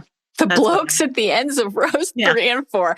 That's one of my contenders as well. And then it's kind of like sad because he's been scolded, so he doesn't do it. And he kind of has just like a slight little like rub of the thigh instead, and that's it. That's the miss the last thigh kiss. I would also like to nominate in a similar approximate part of the film the discussion of the wet knot. I would like to throw that out there for horny consideration. Wet knot. Julia's quite good with knots. Julia is ready for the wet knot. Knows how to work a wet knot. Yeah. So that, and then I think because in the scene that you just mentioned where they, you know, it is an intimate scene, because this is when Angier is trying to like figure out the goldfish bowl trick, and he's like wrapped in a sheet and he opens it and he's already shirtless, and then they're about to fuck. Why not just like have your dick in the bowl? Well, that's a little surprise for your wife. In the bowl? Yeah, part of the trick. It's like, look what I revealed. And you want the convex glass to really just sort of like showcase it for you? Yeah. It's my dick in a bowl, dear. Yeah. And then you're going to get a wet knot. Okay. An idea is like a virus, resilient, highly contagious. The line that hits hardest 20 years later. Free, clean power? Grim. That's free, clean power. Oh my God. Tesla. Jesus. Boy. Yeah. Harrowing pick. I like it. I am going to go with No One Cares About the Man Who Disappears, which feels very upsetting. More upsetting somehow every time you watch it. I like the way really structurally that kind of builds over the film and is explored over the film. The like initial, after the first performance and he's under the stage and can't enjoy the celebration. No one cares about the man who disappears when everyone else is drinking champagne and celebrating. And he's just like swept up in what he doesn't have, that it's not enough. It's not satisfying enough. When he's in his Called Low era and lording his victory over Borden, he's doing it by invoking that idea again. And I win because no one cares about the man in the box, the man who disappears. And the way that then he's like haunted by this and all of the different things that it means as he's looking at his own water coffins and like touching them and saying it again. No one cares about the man in the box, and has to really confront that. And then, you know, we've discussed this already, but I think the way that Borden gets to celebrate by saying, like, Angier's down to his final breath, and that's the thing he needs to know, right? Is like, which of you was it? Like, did you get to do it? Was it him? Yeah, we traded. And the smile on his face when he gets to say, we took turns. Yeah. Because, like, while it was a half life, it was a life that they got to share. Yeah, yeah. I love that. Okay. You think darkness is your ally, but you merely adopted the dark. I was born in it, molded by it. Most devastating moment. There's actually a few candidates for this for me. Yeah, it's a sad movie. I'll go quickly because mine's related to what I was just talking about, which is just that I think my pick is ultimately when Borden has to when the twins have to say goodbye, like they're parting. It's one of mine. We go alone now. Both you of us. Go live your life in full now, all right? You live for both of us, and bounces him the ball. Like the idea of the transported man taking shape truly, like for the first time. Fallon saying goodbye in a way that, like, we barely heard him talk the whole movie. Yeah. I think also, I mean, Not Today, No is really, really tough. Pain. Borden saying goodbye to his niece, promising that he'll return. But like, again, it's just like so clear that he loves her. And this is so painful for him to say goodbye to her and say goodbye to his brother. I think also just like this is minor pain. This is rewatch pain. Sarah telling the wrong brother that she's pregnant. We should have told Fallon. Fallon should really be here. Incredible moment. We should have told Fallon. We really should have told Fallon. That's a great one. I love that. But I think Christian Bale is Borden on the other side of the bars. Yeah.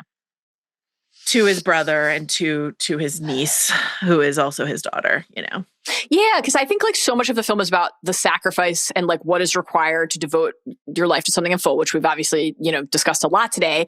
But I think then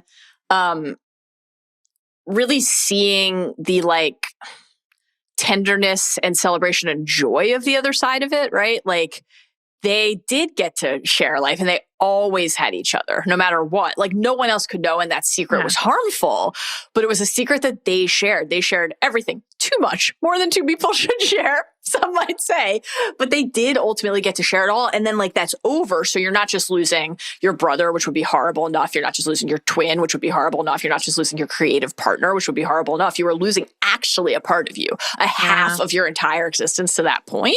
Like how would you even think about who you were moving forward? So that's my pick. And I love that he apologizes too, because there's like guilt entwined with the sorrow. Sorry about Sarah. Sorry about Sarah, man. Yeah. All right. Can you hear the music, Robert? This is usually where we talk about a Zimmerism, a Hans Zimmerism. Really, I'm just saving this for Dunkirk on the score. But you wanted to keep this for sound design. So what did you want to say about the sound design? So this is like a class. I suggested we keep it for sound design. I was going to talk about the sound of the electricity, the crackles of the current on the machine, because it is to me like there is an element, this movie is a mystery. It's a thriller. There's like a horror aspect to it. And I think that heightens it. I'm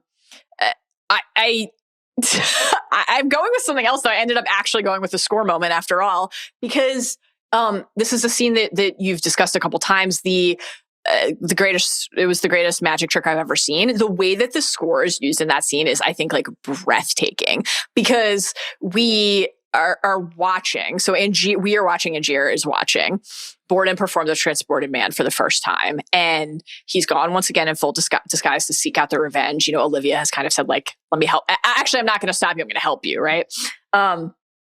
They've had this really like intense. My wife, for a couple of his fingers, like the score's never even, I'm never stopping, preamble to this.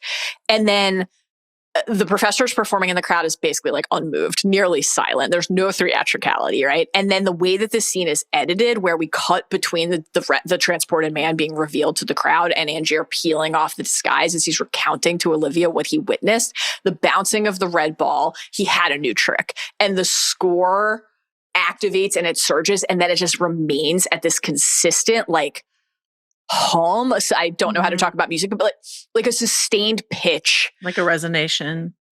Yes, that's the perfect word. Like the way that they talk throughout the movie about, well, you've got to get the audience to that place, right? Like it can't be root. You've got to sell them. The mounting tension, that moment of anticipation, the way that the score reflects that, and then the bounce into door one, close door one, and the score stops. It's just the sound is sucked out of the scene, just like Borden disappeared. Was it good? It was the greatest magic trick I've ever seen. And we don't actually see in that sequence the return. Right. But the way that the sound plays in the scene, the absence of it tells us what is happening. And it's just like, I think great, really reinforces what transpired. And the fact that Angier, who went there to inflict harm, was too awed by what he saw. Too delighted. I was reading through the screenplay and I'm not sure Hugh Jackman, there's differences in the screenplay in the movie. That's fine.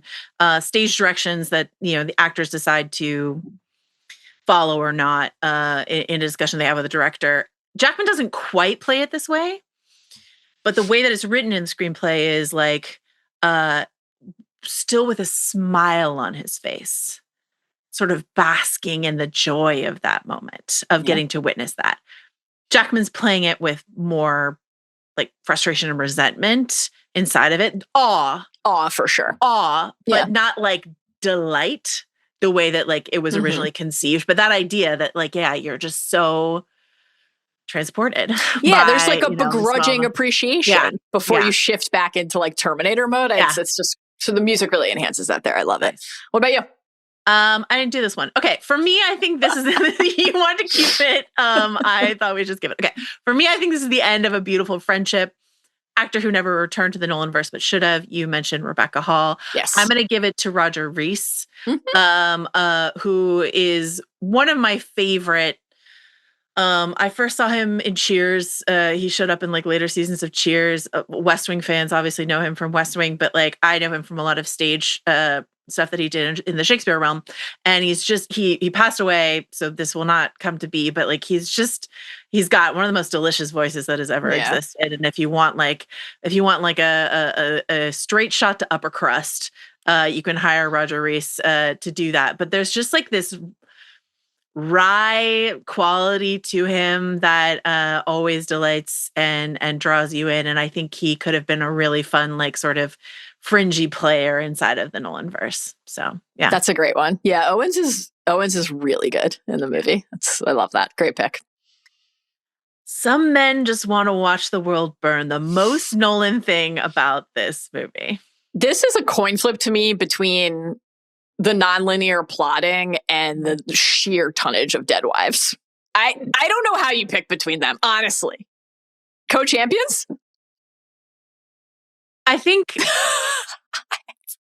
the like the monomania, the like, why do we do it? Why do we do this? Why do we torture ourselves? Why do we do this?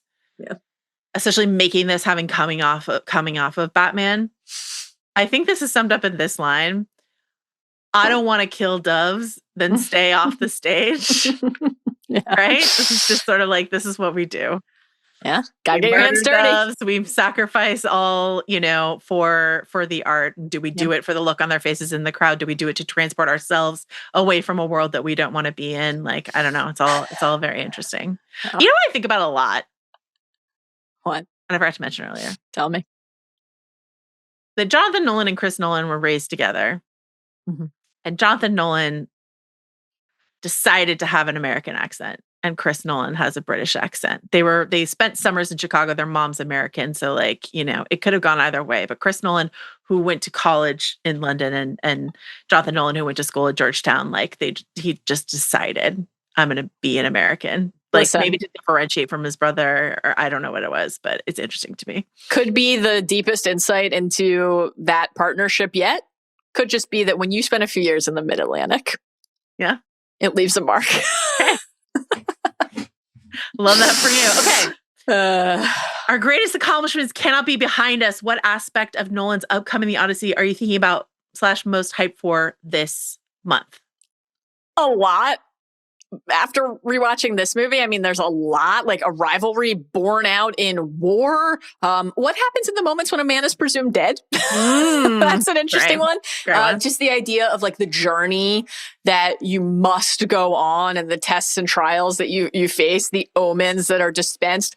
Concealed identity, not to spoil the Odyssey, but that'll play a role. I'm sure it'll shock evereverone to hear who has ever seen any Christopher Nolan movie. I can't believe you spoil Homer here on the pod.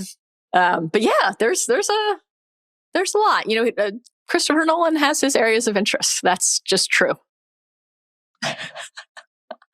Thinking about the way in which they did handheld cameras for this, I was looking into the cameras that they're using for the Odyssey because, of course, like Nolan is so fascinated with the world of IMAX now that like he doesn't really do handheld anymore. We want big, big, big, whatever.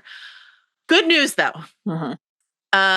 New IMAX film cameras that are 30% lighter and 30% quieter thanks to carbon fiber construction. These lighter cameras will enable cinematographer Hoyt van Hoytema and Nolan to capture more shots that would have been possible with older, heavier models. It will also help them deal with the fact that older IMAX cameras make certain scenes more difficult to hear, which was especially an issue for Nolan, considering he doesn't like to use ADR, a traditional technique for filling in dialogue later for a scene that's a little too loud or sonically chaotic on set. Tenet. Our Tenet wounds shall be healed. I can't hear. I don't know what anyone said in Tenet. Same. And it's not just Kenneth Branagh's accent. If only we had used ADR in Tenet, perhaps we would have understood what was going on, but we didn't. Oh, man. But apparently that will matter less for the crashing waves of the Ionian Sea in the Odyssey. So this is great news. Isn't it? Tremendous news. Anybody who has ever watched a date on The Bachelor that was set near a water feature and you're like, what? Couldn't hear a fucking word is really hyped right now.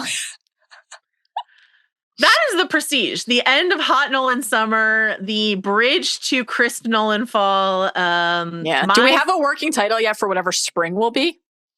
No, Hobbits and Dragons at gmail.com. Get on it. Got some good ideas.